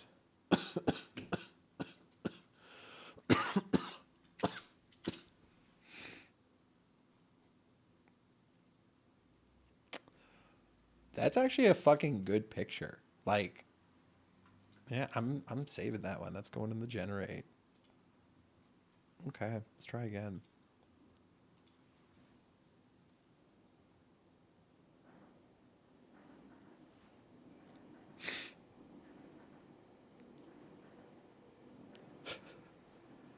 What is that?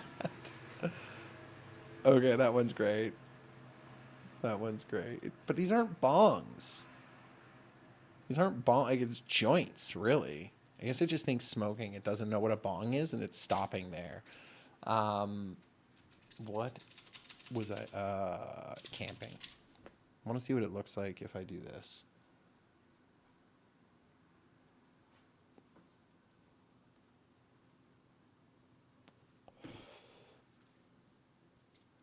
Okay. Oh yeah. Oh yeah, dude. This is good. This is great.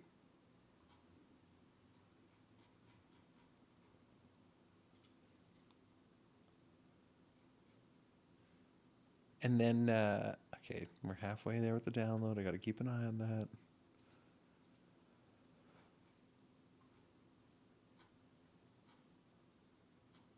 Huh. That's kind of cool. How about man playing with a bear?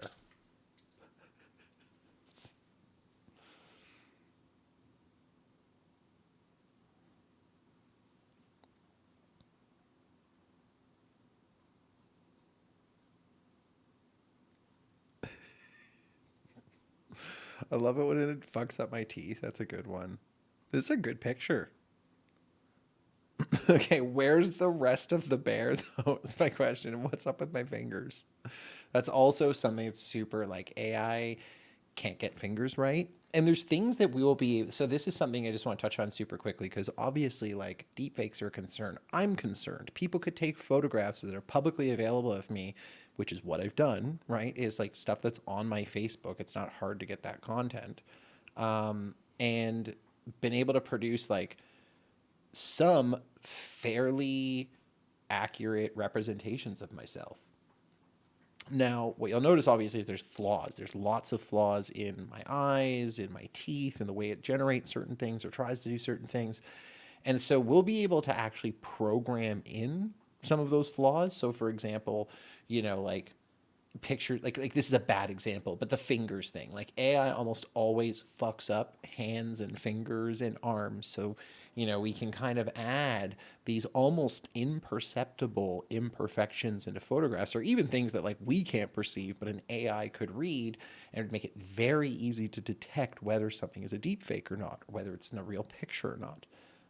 That's just one of many different types of potential countermeasures for stuff like that. But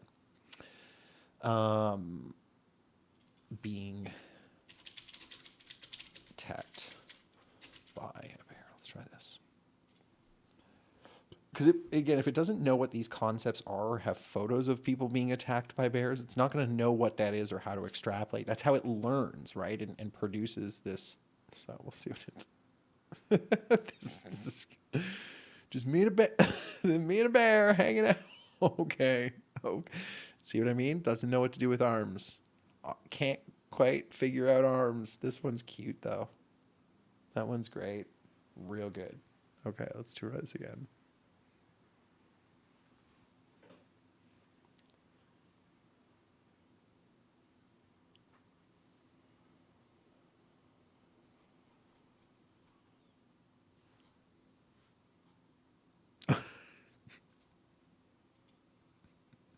It's just me as a bear. Oh, that's good. That's really good. Oh, okay. Okay. Photo of an ABC man. I gotta think of at a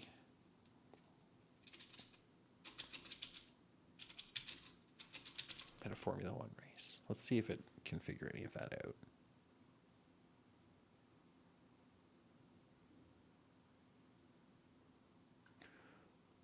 420. Wow, it's putting me as an actual fucking race driver. That's flattering. The teeth. Interesting. Let's try this again. This ain't bad. Like it knows what I'm talking about when it says Formula One. Yeah, I don't want to. Okay, that's a picture. That's a dating profile picture right there. Like I don't have my license, and I would love to post a picture of me just like yeah. Yo, erase. Oh, this is gonna piss off Ocelot. I have to send him I have to send this to him. One sec. I don't know if actually he's in the chat or not, but these are fucking great pictures. That is definitely dating profile material for sure. Because again, the entire idea is you gotta grab interest, right? And there's some interesting looking photos in here for sure. And I think at some point maybe what we'll do is oh, is that like a tuxedo? Did that do like that's a hilarious like I like this. Okay, let's try this. At a hockey game.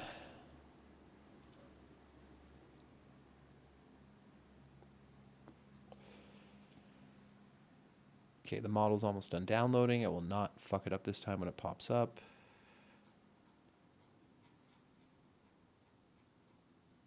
Wow, these are all really bad. You can do better. Come on.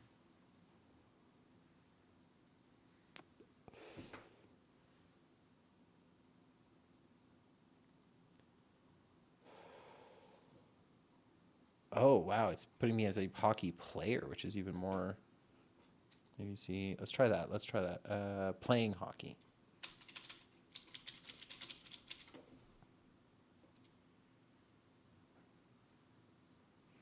Man, my life is gonna look so much more interesting than it really is when I start posting this stuff.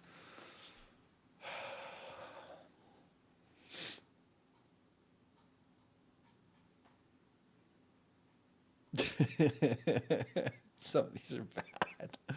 Okay, you gotta do better than that. All right, the download is about to pop up here. I will not fuck it up this time, I promise. I'm totally gonna fuck it up. I'm totally gonna fuck it up. It's good with like the selfie angles because again, that's a lot of the photos that I have. But hopefully if I can get it to generate some more like distant shots and from different perspectives, again, I can feed those back into the network and give it even more information about, how I want to look, at least when it's synthesizing me, right? Okay, that's kind of scary. It's really trying, eh? Okay, let's just try something. Let's boost this to 100. Oh, I almost fucked this up. So we're going to call this model. Yep.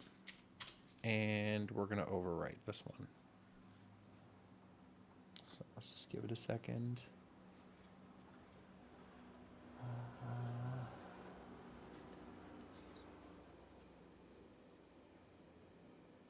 Okay, I'm just waiting for the download to finish. It's really weird. It's like downloading at 0 kilobytes a second, but it's done.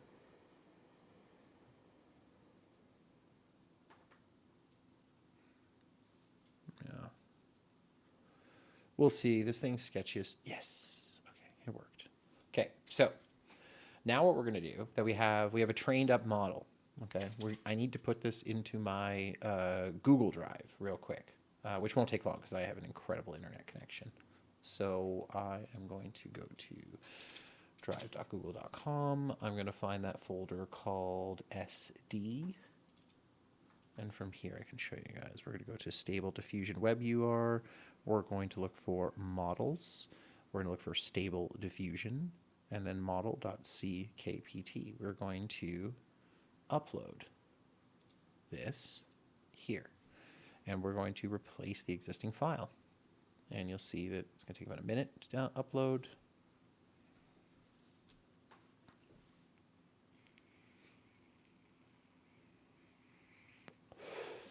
It's it's an incredible luxury to have a fiber optic internet connection.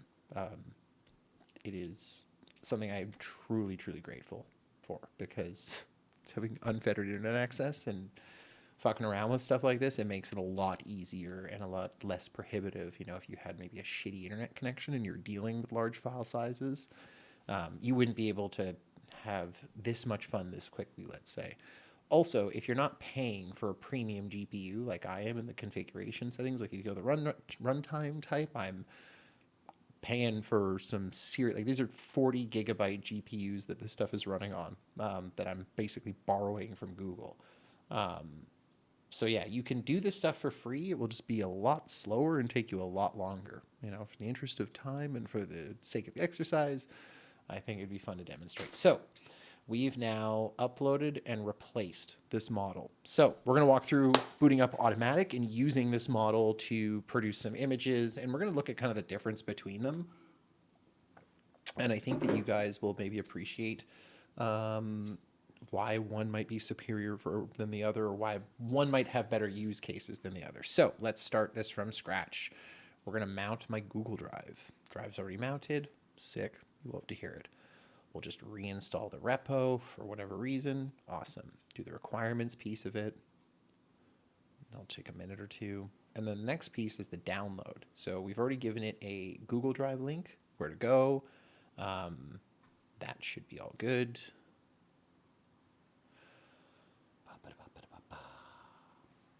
What's kind of annoying is that you have to call it model. Like I wanted to differentiate it with some other name, but I haven't figured out how to do that yet.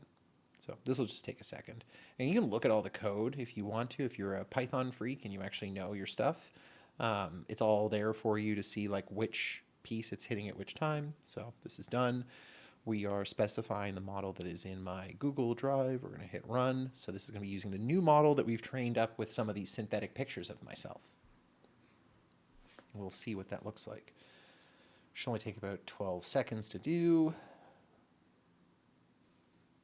Perfect. Cool. Now we're going to start. Again, it's going to run locally in this collab space a Python server and script, which we'll then be able to connect to and use that through a web interface to do image generation based off the model that we just trained. It's kind of cool, right, guys? This is pretty fucking sick. I honestly haven't been this excited about playing with technology in a long time. It's been a long time since I've had this much fun, like fucking around with something. All right, cool. So we're going to run this on a public URL. You guys, I mean, technically, I think you could connect to this and use it if you really wanted to. Okay, so we're going to prompt it. So the first thing we're going to ask it for is photo of a man. Photo of a man. Generate. It's only going to pick one picture. The next one we'll do 6. Cool. Random photo of a man. Okay. Photo of a ABC man. Right? Because that's what I called myself before. So it should be able to interpolate that and give me pictures of me. 6 pictures of me, hopefully, if it works properly.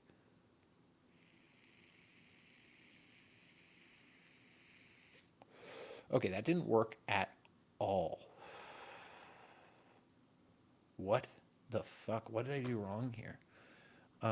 Let's do more sampling steps. Did I botch something? It's almost like it's not using the right model. Let me think for a second. Okay, let's try this. Generate. Because that's... Even when it doesn't look like me, at least when it's running off the model, it should look something like me. That's what I called it, right? ABC man? Yeah, ABC man.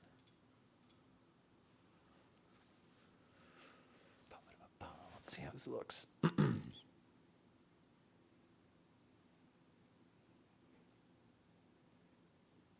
No, that doesn't look like me at all. Okay, photo of ABC. We'll just say picture of an ABC man standing outside.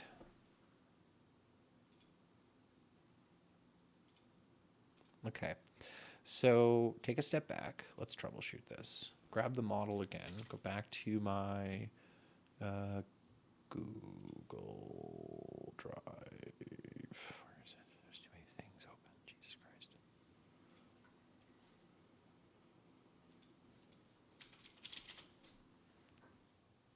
Go back here. Yeah, there's something. I fucked something up. Okay. Here's what we'll do. We'll take a step back. We will go to... I'm going to stop this. I think I know what the problem is. Maybe. We'll see. I'm going to go to... Oh! Maybe. Okay, sorry. SD.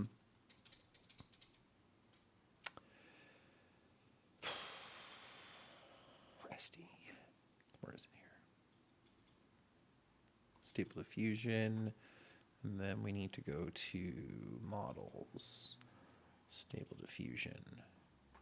We are going to, just for the sake of, no, I did already upload it. That's not what I'm worried about. I want to share this. Share. I'm going to create anyone with the link. And then I'm going to copy that link. And then I'm going to go back here. I'm going to replace the link, and I bet you it's going to be different. Yep, big time different. That was the problem right there, guys. So now I can re-download the model.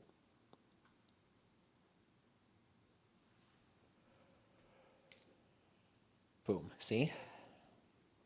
Because I reloaded the like, because it was in even though it like replaced the file, it still needed to be reshared. So I fucked that up big time. This is what I mean about you make a lot of mistakes throughout this process. I will say there's a significant amount of fucking up, and unfortunately, some of that fucking up costs you money. This was not a bad one. Okay, next, we'll start up the web interface again.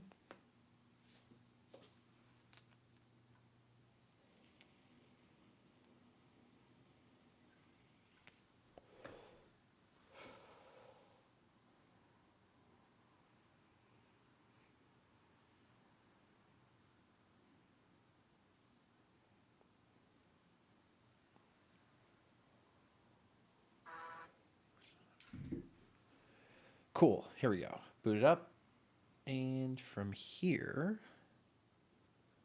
all right, so the model should be loaded.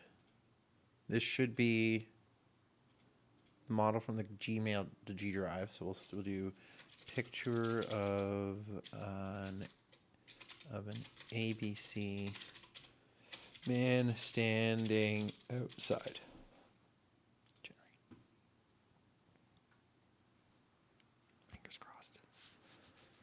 Okay, so we need to do more batch, more of these. We'll do, I don't know, 7. It doesn't look like it worked though. I wonder why. I wonder what I fucked up.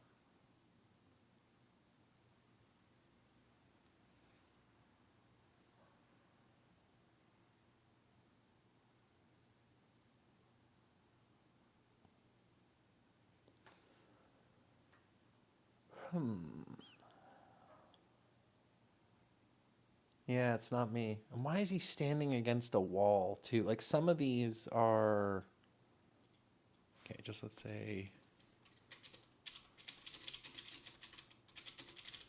ABC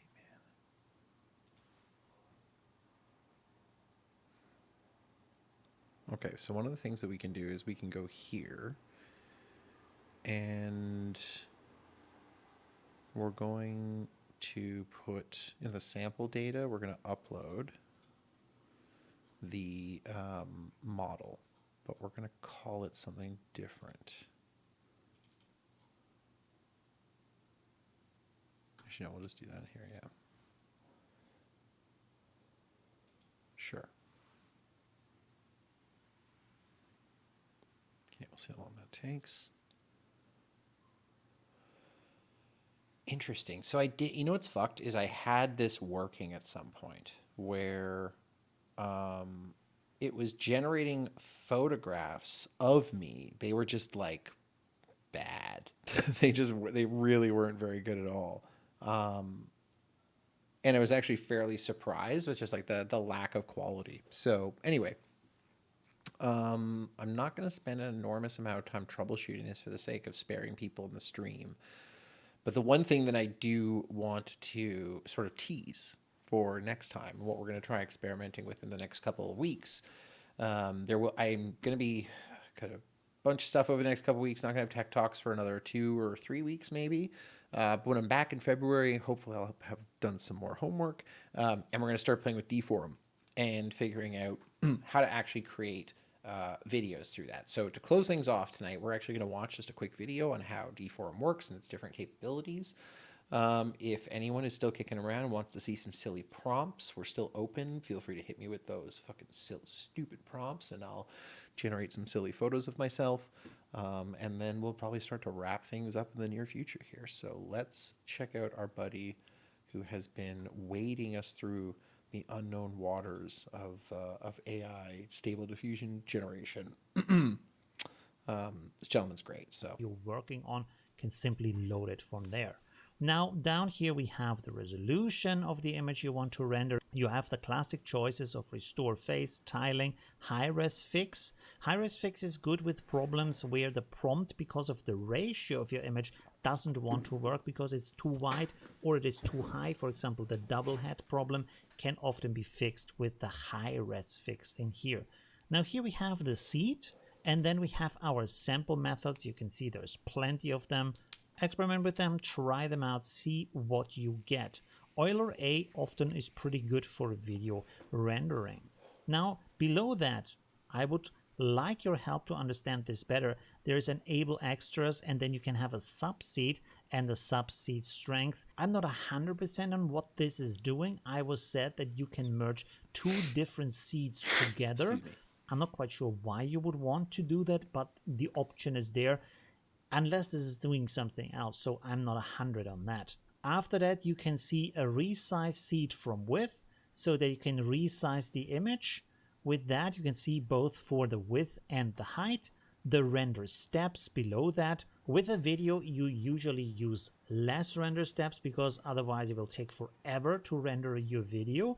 But also a good thing here is that the first frame will use the full render steps and then the second one only as much as you set. So even if you set a higher steps number, the second frame is not going to use that full number. DDIM ETA. This is only used when you use the DDIM sampler in here, and this will balance between the DDIM and the DDPM method. Try out what that gives you as a result. It might look better or not. It's just two different sample methods. Then you can render batches here, which can be useful when you want to find a seed that works well with your prompt idea. So you can render this. You could also possibly make a grid if you want to and define here the amount of grid rows. Of course, you can save the settings and you can also save samples. Now below that, we come to some very interesting settings here. The first one is the batch name. This defines the name of the folder that is created for you. So when you experiment a lot or when you work on different projects, write a different name in here, maybe also give a version number, for example, -1 or -2 or something like that, so you know what you're working on. So every of these settings and frames and GIFs that are created are saved into that specific folder, so you have a little bit more organization on your drive. Next, you have the file name, leave this as it is, and then the seed behavior. This is very important. Now, when you create a video just with a text prompt, what you want to do here is to use the iter for iteration. This will count up the seed, adding one every frame. So whatever the seed is, let's say the seed is 1000, the next seed is then for the second frame 1001, 1002, 1003, and so on. Then you can also have a fixed seed. Now that is important when you want to have a video as an input, because there we already have a lot of input information there and we don't want to change away from that input image. So you want to work with a fixed seed. Next is random, which will just give you random images. I don't know why you would use that, maybe for artistic reasons. And then you have also schedule, where you can set the behavior of how the seed is changing per frame over time. So for artistic reasons, that might be really interesting. But as a beginner, just set this to iter and set up all of the settings up here as you want them to have, and just experiment a lot with that. Next, I'm going to go into the prompt tab because the keyframe tab is rather complex. Okay, here we have our input where the prompt goes, and this is rather easy to write. So the format you find here is that you have a quotation mark, then a number. This is the number of the first frame where this prompt should be used. So the first is always 0, another quotation mark, then a colon, a space, another quotation mark, then you write your full prompt, and after that another quotation mark. Now, in case you want to have a negative prompt in there. Negative prompt means everything you don't want to see in that image that is going to be rendered. So for example, to say we don't want to have clouds in the sky, we would write, as you can see here where it is explained right there, have a space and then write minus minus neck and then write, for example, clouds, and then you hope that there will be no clouds in there. There's no guarantee this will work 100%, but this is the method how to exclude things from your prompt. The next thing, if you want to add a second prompt that starts at a later frame, what you want to do here, this is really important. After the quotation mark, you're going to write a comma and then enter to change to the next line. And then you start the same process again, quotation mark, let's say it started frame fall, and write mathematical formulas into your prompt, but we will not cover that in this video. So let's go to the keyframes next. And here we have a lot of different things to look at. So first of all, you can choose between different methods. This doesn't have all of the methods you find in the forum because this is still being developed, but you have 2D, 3D, and video input. Now, the difference between 2D and 3D is not that you get a 3D model or a 3D render out of that. That is not what that means. The meaning for that is for these adjustments down here that the 2D move it as you would a photo when you move it around on your table. So you can push it left, right, up, down, and you can rotate that photo. While when you have 3D, this is more like you would use a camera in your 3D space where you can look to the left, you can look up and down, stuff like that. You can rotate your camera to the side. So more in a 3D sense. It's gonna be interesting and then, to see of course, what the video input means that you can use a video as the input. The video is going to be split into individual JPEGs and then used as an image-to-image render input. All right, so let's start here with 2D. Next, here we have the max frames. This is the amount of frames you're going to render. So when you do a test rendering, I would suggest to you that you create a GIF from your rendering that has 12 frames per second and then set this up here either to 12 frames or to 24 frames so you don't waste too much time and you just see if the result looks good. Here we have the border. This is kind of interesting. You can experiment with that. Simply replicates the border pixels on your image. So when you say move the image to the right, then it's going to copy just the same pixels on the edge. And that kind of looks strange, but for artistic reasons, that might make sense. And the other one is wrap, and that will actually work a little bit like outpainting. When you move the image to the side, there is new image content growing in there. Let's go here for our motion parameters. Now, one thing that is really important for all of these values is that you see here a number, a colon, and then a number in a bracket.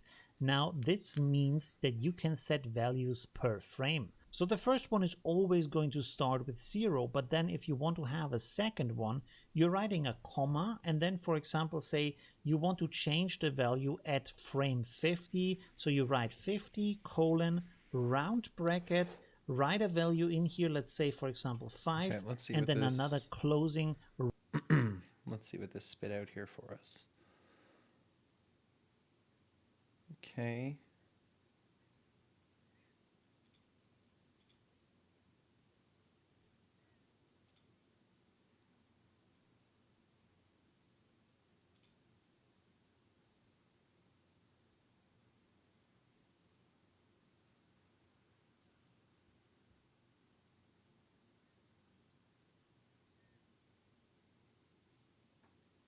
Sorry, I am lost in the sauce here a little bit. Round bracket, and so this will now change that value at your 50th. You have different sections because otherwise this stuff here is not going to work.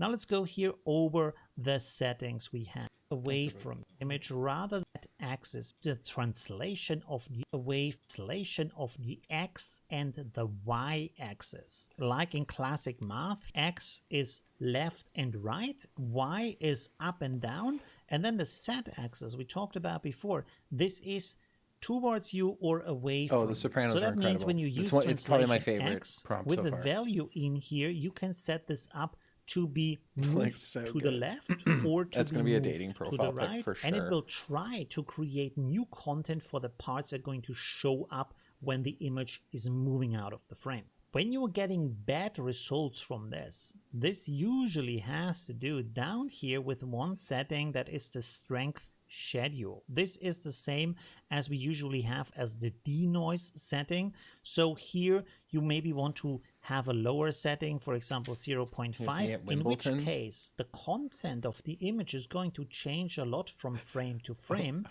But when you set this up higher here, for example, to 7.5 or 8, the content of the image from frame to frame will be more similar.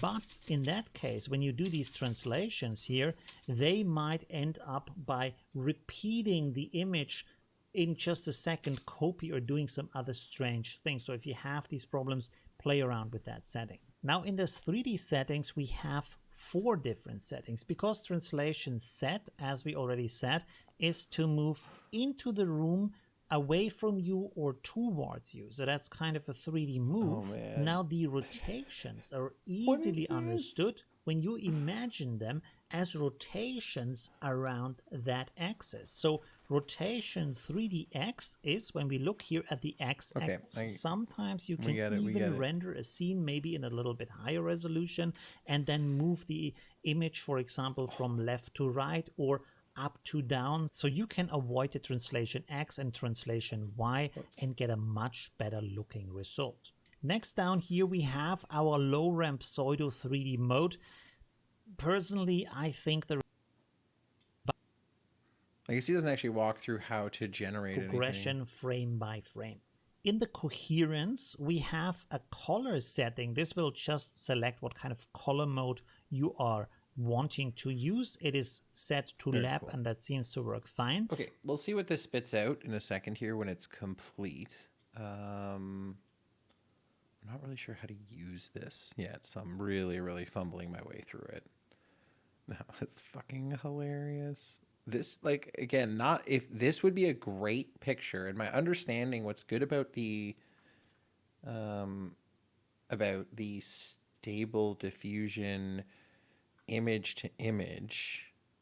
Is there a way? Oh, hold on a second. Hold on a second. Holy shit. Okay, I'd have to train it. There's a possibility, though, I could do this. So I could go here and I could train up. Like, where's that photo of me and the queen? I'm trying to see it. Whoa, is this the right one? I think. Yeah, no, I think it went in this folder. Just gotta go through them.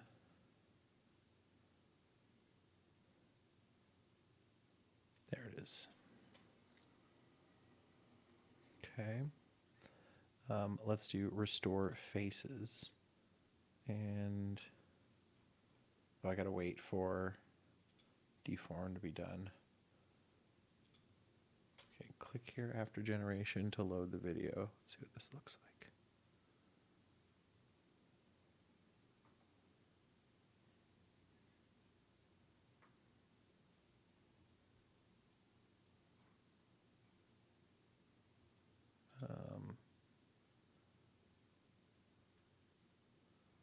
Error.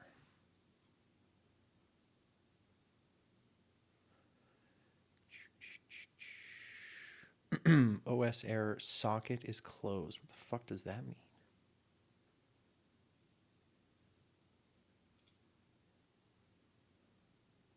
mean? Okay. I don't know if it's still running or not. We'll just let it load and see what it does, but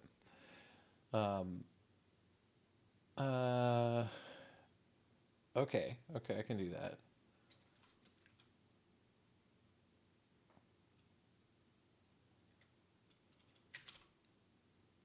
This one's pretty good.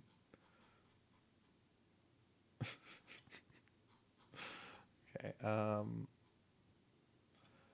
as Napoleon.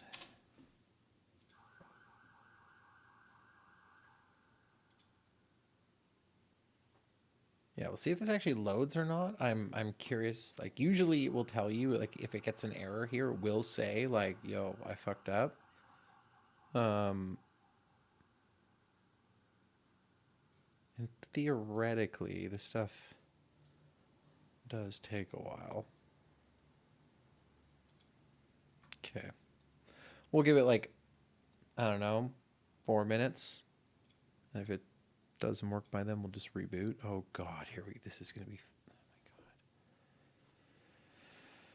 my God. Oh wait. It's the Joker.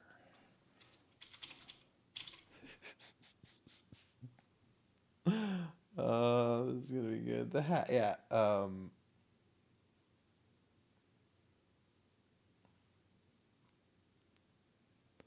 Wait, did I do this right? Yeah, no, I did. Interesting take on me as the Joker. None. Wow. It clearly has seen some fucking weird ass Joker faces. Um, as Batman. Oh, you know what? Actually, I have an idea. I have an idea.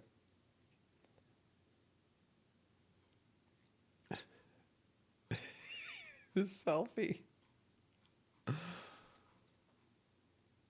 Wait, forgotten who I am.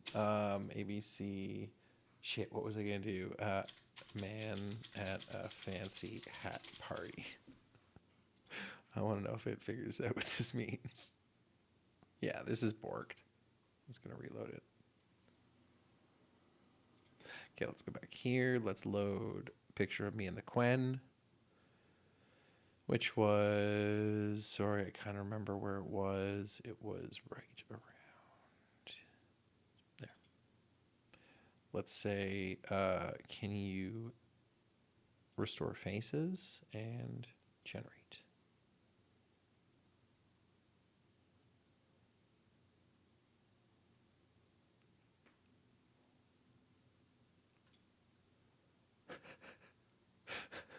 That's a good silly hat. It nailed silly hats. It really figured out what I want when I said yeah, silly hats only, right? It really nailed. The only thing is no, and like, oh, there are people at the back wearing silly hats, and that is a really okay. Okay, photo of an ABC man standing with six people all wearing silly hats. See if I can figure this out.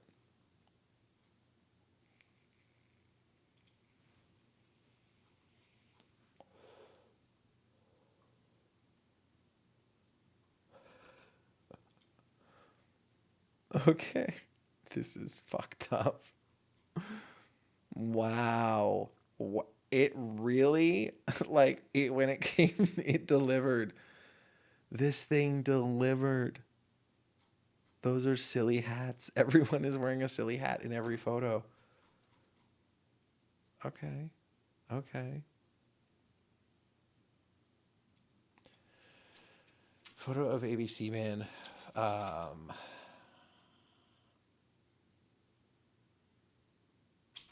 fighting a fire.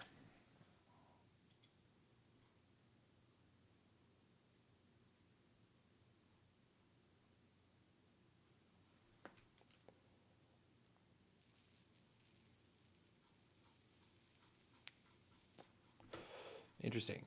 Doesn't actually put my face in any of those. As a firefighter.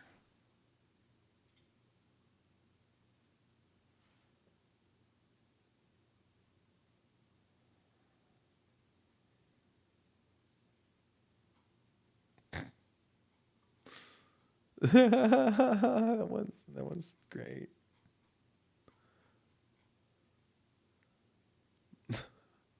Farg. A Farg.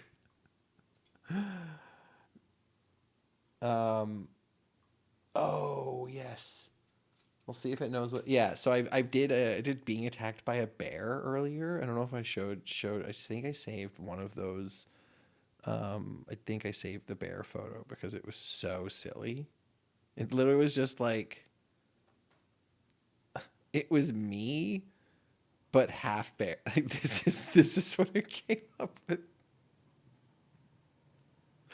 It's so good. It's really good. Um, okay.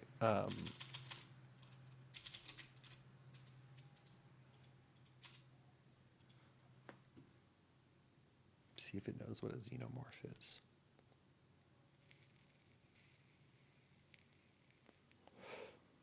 So, yeah, that's great. Like I'm like arguing with it in this one. What are you doing, xenomorph? That's fucked.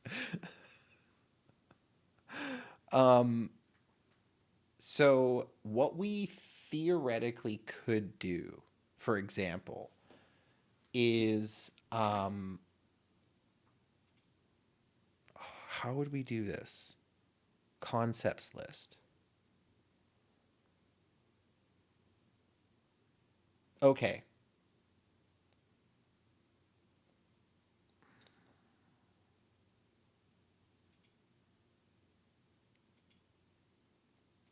What if we did? I'm just thinking about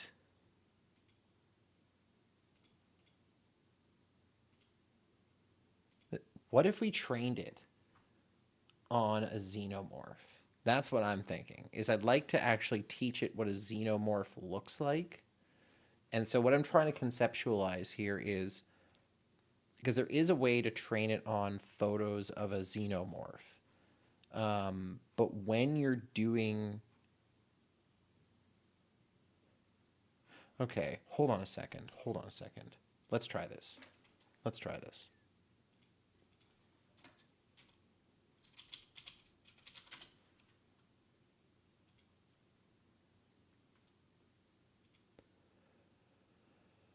Okay. One, two, three, four, five. Okay.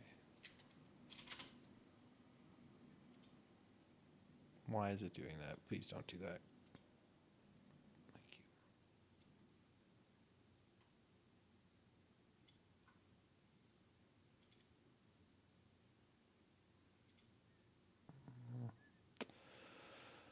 Desktop, tech talk, and then we'll call this, we'll just put X1.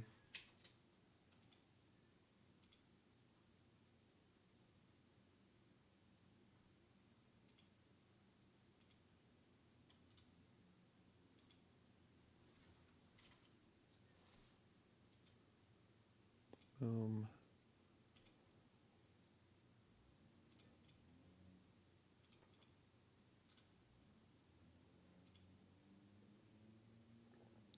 Boom. Oh, wait. I have to save these as like at least JPEGs, I think, or it won't work.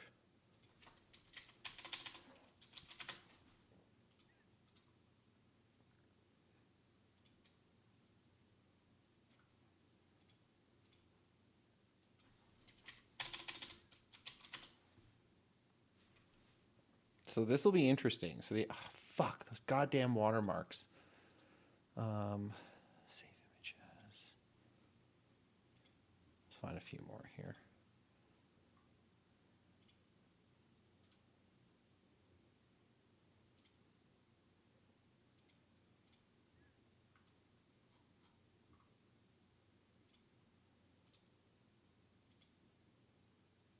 Okay, that should be good enough.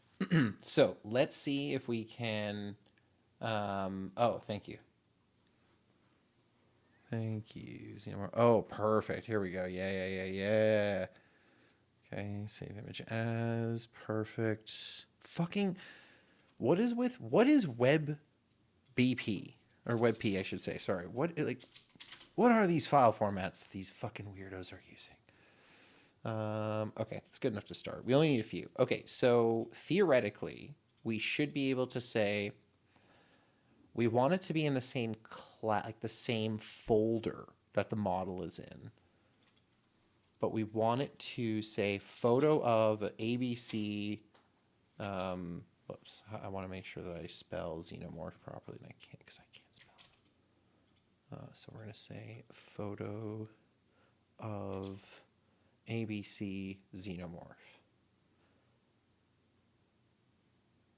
Photo of wait. Yeah, sorry. Photo of a xenomorph, photo of an ABC xenomorph, and then we're going to call it ABC, and we're going to say xenomorph. That's where the data should go. Okay. And then we should be able to say, this is the concept that I'm training it on. And then I can upload the images for this concept, which are going to be here. Okay. Holy shit. This could potentially be a game changer. I'm just saying, because if we can get it to, like, if I can start to teach it concepts and multiple concepts, I can train it like, I can, like, again, like the Met Gala, I can take real pictures from the Met Gala, train it up and say, these are pictures of the Met Gala. Like, I want you to, or these are pictures of a bear attacking someone if I want to get better bear attack pictures or whatever. Okay, so we're going to say picture of ABC xenomorph. Okay. We're not going to do 1800 because that's just way too many. We're just going to kick it down to we'll give it 1,000. We'll give it a little more than 800, so it's like a little better. And this is going to be our go. Now, the real test will be is when we start generating the images and I say picture of an ABC man, will it still remember what that is? Is that data still going to be there? Is it going to be able to pick it up? We'll see. I got waddled over myself. Fuck. Sorry. I'm a mess right now. This is the stuff that gets me excited because if we can start to train it like different concepts and things that we're interested in it getting the hang around, oh, it could be really cool. It could be really fucking cool.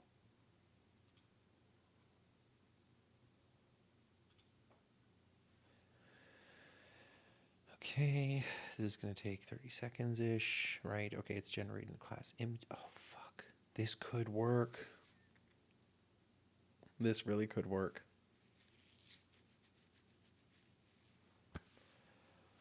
Holy shit.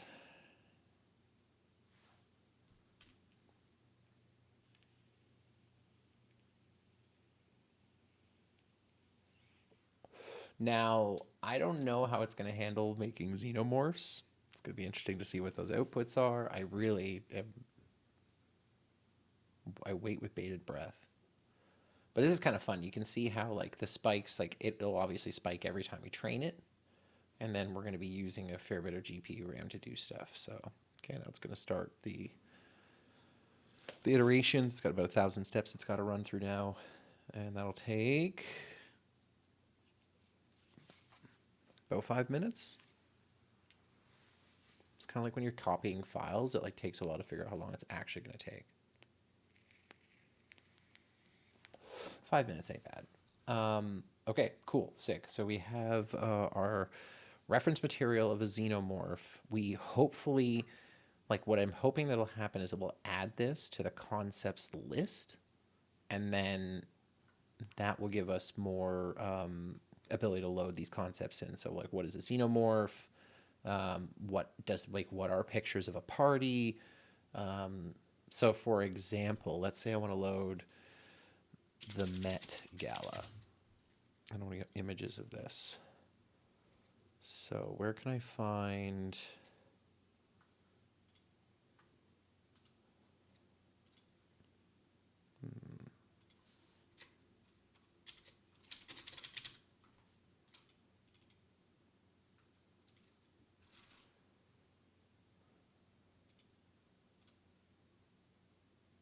So what I wanted to, when I do the Met Gala thing, fuck it. I'm gonna just try these web peas and hope they work.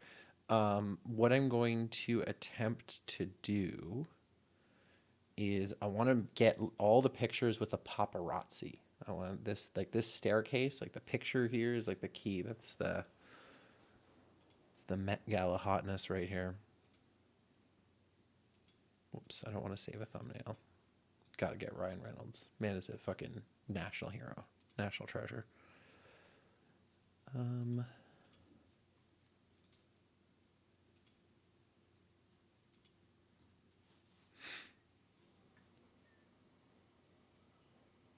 okay.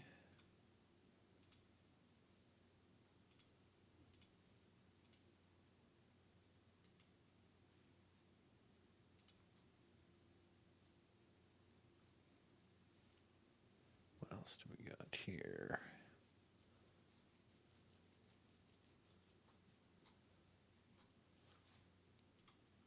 Oh, this is a great pick.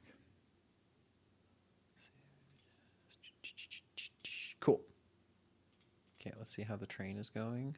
It's gonna be a couple minutes, right? I'm very excited. This is like, this could be pretty cool.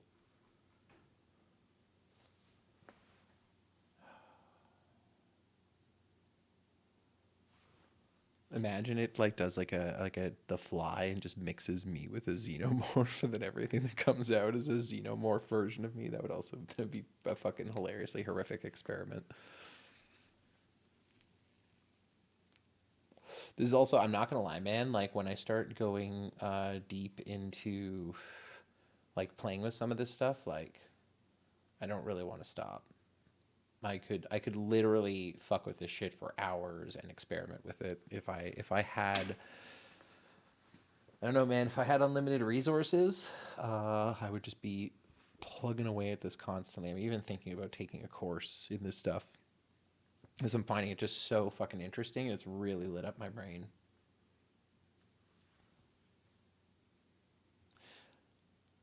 Mostly interested in how like what companies are going to be, just this not financial advice, but like what companies are going to be the backbones. Like I'd be super interested in looking at different organizations that are doing like cloud computing services, even some of the distributors that actually build this hardware, like whether it's Nvidia, or the again data center companies that provide space or co-location for these things.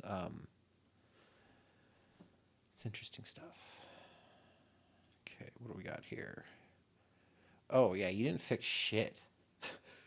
It just like that's a fever dream. I'm not a huge fan of the results that I get from this. Like I have yet to get anything that is worth actually looking at.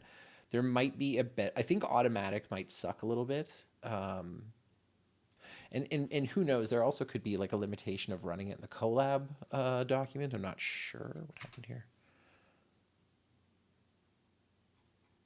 Is this still running? Yeah, it's still running. Okay, good. Okay, we're almost there. 30 seconds. Then we'll know if we've taught the model what xenomorphs are. Now the challenge would be is that every time I had to do this, I'd have to train it up. Well, not necessarily. I'd have to essentially save the model, and then if I load it back in, I could potentially just use that without training it. That's going to be the next experiment: is exporting these models and making sure they're available, so I don't have to spend all of this time computing. And especially when it's going to be like multiple concepts that you want to train up. So we'll see here. It's almost done.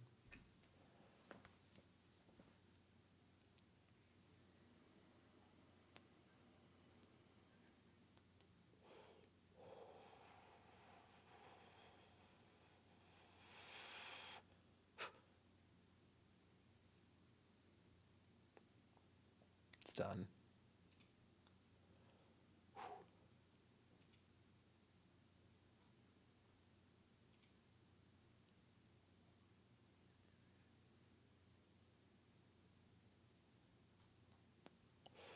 Mm, I'm not sure what just happened there.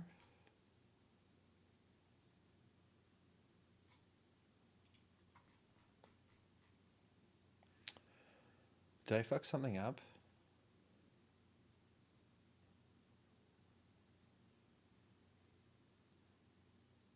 Hope not.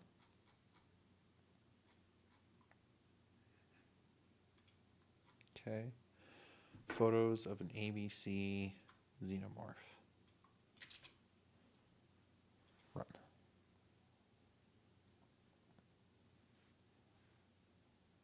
Here we go. No.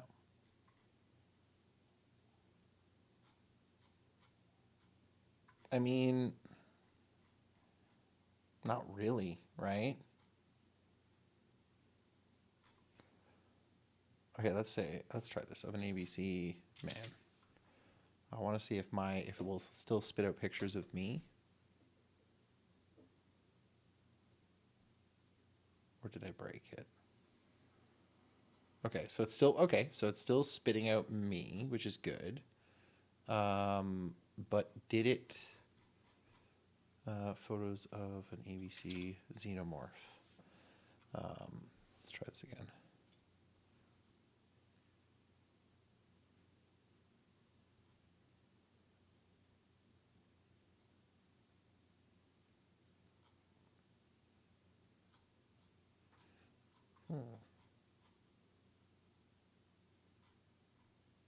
I mean, I feel like it's definitely using the training data, would you say?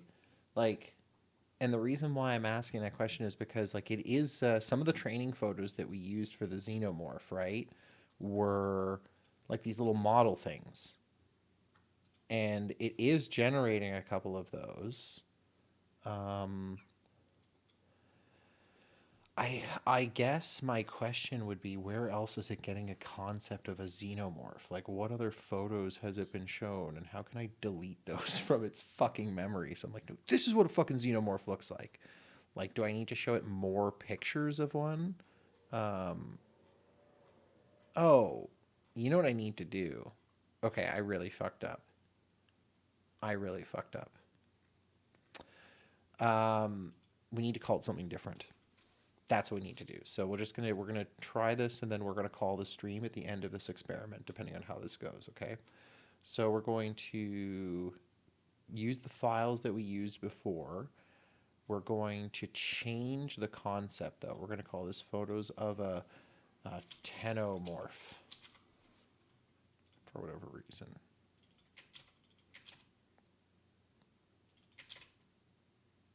Okay. Photos of ABC tenomorph.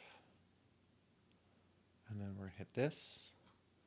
And then we're going to use these photos and then we're going to train it. Oh, hold on. Stop. Stop, stop, stop, stop, stop. Of a tenomorph. Start.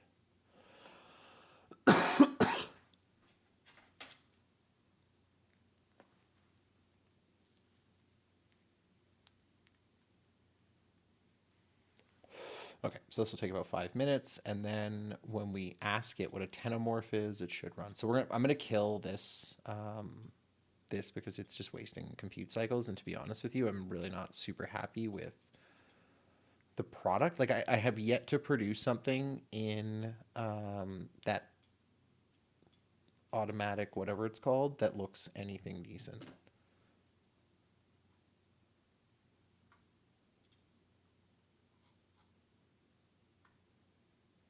Fuck, that's a good picture of the xenomorph. Damn it. You know what? I'm gonna stop the training. We need. Yeah, this is sorry. This is just too good.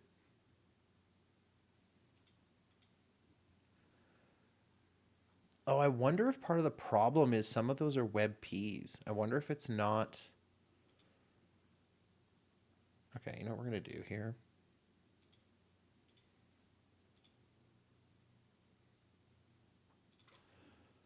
I'm gonna stop it. I'm gonna stop it. I'm gonna do this. I'm gonna reload the photos. Okay. But this time I'm gonna make sure that all the photos here, I'm gonna make a new folder called Xeno or Teno. And then I'm gonna use, there's a great tool that's available, Image Resizer Wix. They offer a free edit image cropper. So you can pull your images in. Sorry, I should have done, you can do 6 at a time. 2, 3, 4, 5, 6. Open. And then you can just quickly check them. You can crop and rotate them if you need to. But these are all JPEGs, PNGs, PNGs. And then I'm going to just resize them all. And I'm going to download them all as JPEGs. Shit. I really wish that it didn't. I'm just going to cancel this. Start from scratch. Save.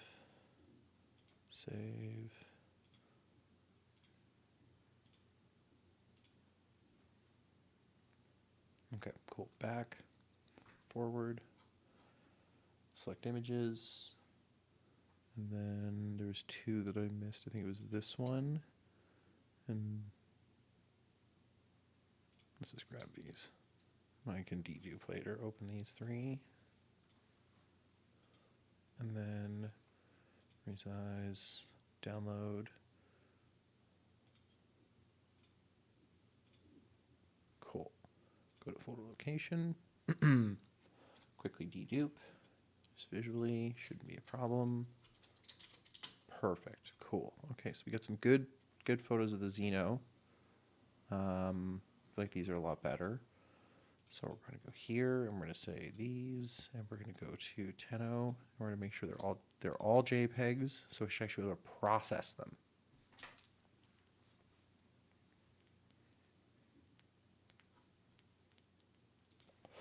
Now we're going to train it.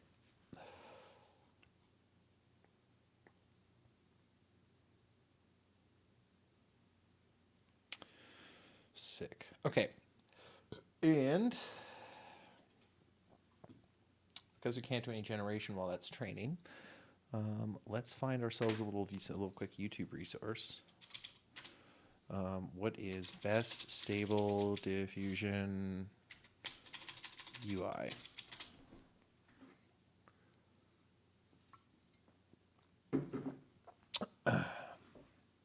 What's invoke?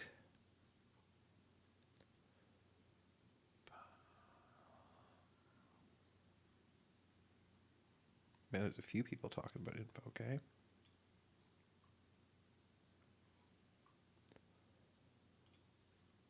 Folks, viewers at home, and potential AI overlords, interface, it's easy to generate in, and it has a good free trial, simple interface Free as trial? well, so it is pretty easy to... Today, I want to show you one of the best web UIs for stable diffusion that I have ever seen. It is super easy to set up and it is very intuitive to use. Hello my friends, how are you doing? So I'm talking about Invoke AI. This is a new web interface. They're super dedicated. They are very helpful. By the way, here the amazing news. This was developed to run on Windows, Mac and Linux, also for GPUs with as little as 4 GB of RAM. So if you have an older card, you can still use this UI. And I want to show you right now how easy it is to set this up. Go to this page where you can download the install script for Invoke AI. Scroll down and here you have install scripts for Linux, for Mac and also for Windows. I downloaded this one here. And once the download... So this is the problem. I don't want a Windows running. I don't want to run one on my GPU. I want stuff that I can run in Colab. And so that's going to be a limitation for sure, finding one that's going to work. is finished, you want to unpack that zip file. In the zip file is a folder that have hotkeys to work faster. We're not doing that. Let's just see.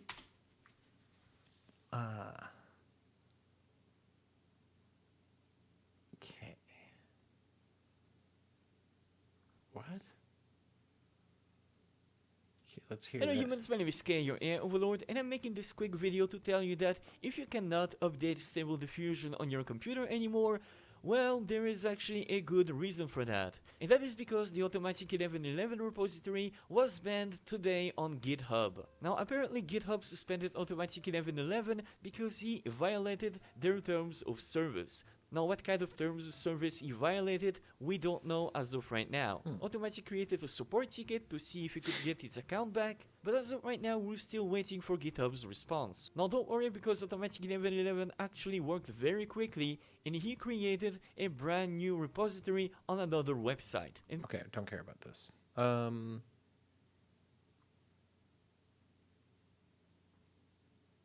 Yes. Today I will show you how to install Dream Booth with Automatic 1111. Hello my friends, how are you doing? So here's a guide on how to set everything up and then also how to run the training for your first Stable Diffusion model. Now the first thing, and that is super important, is you have to go to your webui user.bat, right click on that, show more options, edit. So you see this text file, and under the command line arcs you need to remove listen, and you also need to remove the API info for Paint Hua, so that this isn't sending to some other internal IP, because otherwise the install is not going to work. Then of course you save that file and then you double click on it to open it up and go. Okay, so let's actually just take a quick look at Colab.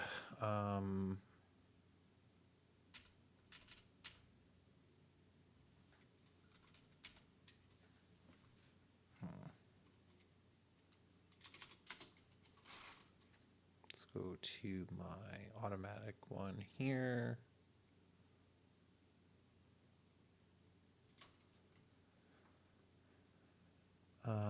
And then there should be here, config.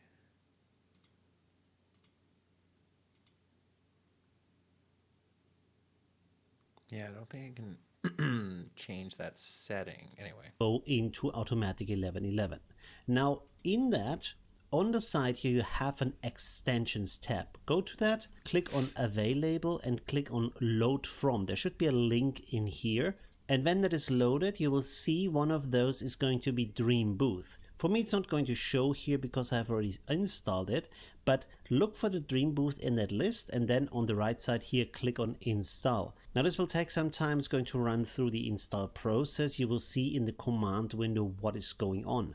After that has finished, Okay, we'll see. Hello, friends. See if we can do this. We're almost done. Only 30 seconds until our. I'm going to reboot this. Reload.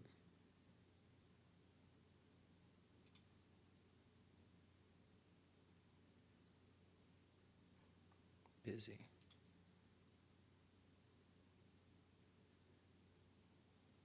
Not connected to runtime.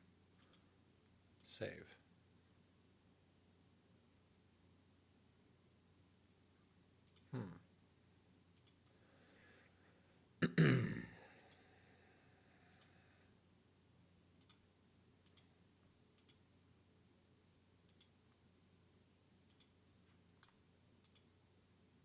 Okay, this should be done in a second. We're just going to restart this, and we should have a new runtime and be able to... Perfect. Cancel. Awesome. Yes. Connect. Yes. Yes. Okay, cool. We're making some headway here. So what we'll... see if the xenomorph... Okay, this is done. Nice. All right, let's see if our xenomorph...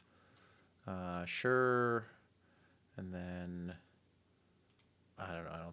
I don't think this is going to work. Personally, it should just spit out... Yeah, it didn't work. Oh, I don't want to do this. I don't care about that. Inference. And then from here, random seed, and then we're going to call it a tenomorph. Because it shouldn't know what a tenomorph is, except for what I taught it what a tenomorph is.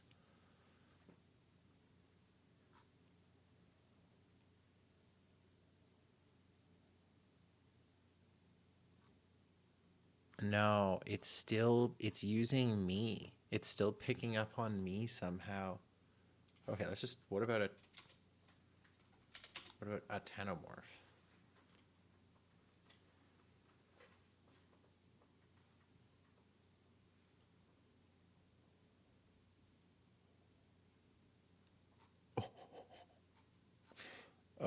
Okay, this is interesting. This is kind of interesting. Um, there has to be. What did I do wrong?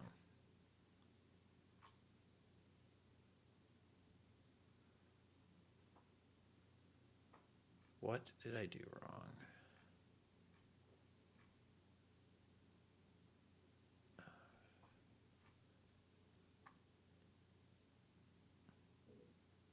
I don't know. I'll have to do some research into how to train multiple concepts. I think that's going to be the challenge. So, of an ABC.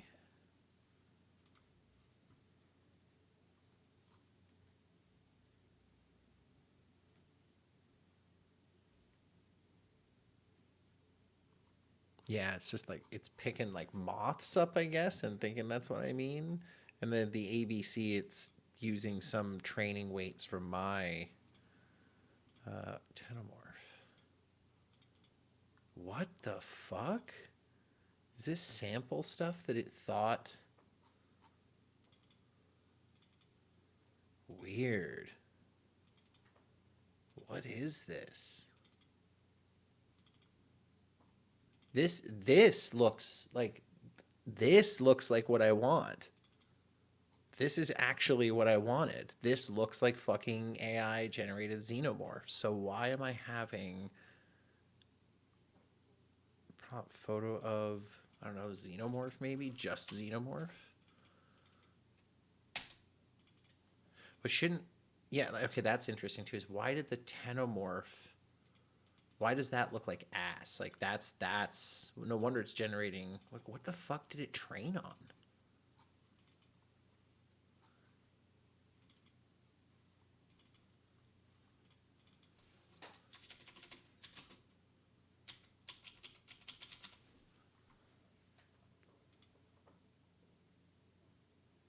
Okay. Well, I think that right there, guys, is a great way to segue into the end of our evening. It has been, okay, now it's starting to kind of give me more of what I was expecting there. Fascinating. But we still, obviously, what is become apparent to me is we still have so much to learn. Really, at this point, all I'm doing is pressing buttons on top of incredibly complicated systems that some really brilliant people have built. Under the hood, conceptually, like I kind of understand some of the things that are going on, but fundamentally, there's a lot of stuff that is still lost on me. And so, over the next couple of tech talks, we're going to be going deeper into some of the aspects of how this generation works. I'm going to be doing some research in terms of how can I train this thing up on concepts of things and have a better understanding of, you know, how can I, fine tune some of the results that I'm trying to get. And I think it's going to be a lot of fun. And again, hopefully we can couch this, all these incredible innovations and things in a vision of prosperity and how they can alleviate certain constraints in our lives, make us more creative, make it easier for us. Oh, yeah, me Machine Rex, thanks for the follow. I missed that, by the way. But yeah, it truly, is there's a lot of stuff that these things have to offer. And so, I hope that we as a community can wade through some of the more reactionary rhetoric that's going on around these tools and how they're hopefully going to change the world for the better. So, with that being said, my guys, it has been an absolute pleasure hanging tonight. It went way longer than I thought, which is like super sick. I love. Thank you for those of you who have stuck around for so long. It means a lot to me. I really do appreciate you guys coming to hang out for a little bit and keep those prompt ideas coming at me because I'm having a lot of fun making them. And until next guy, and until next time, guys. As I like to say, keep on looking at those stars. I'll see you soon. Peace.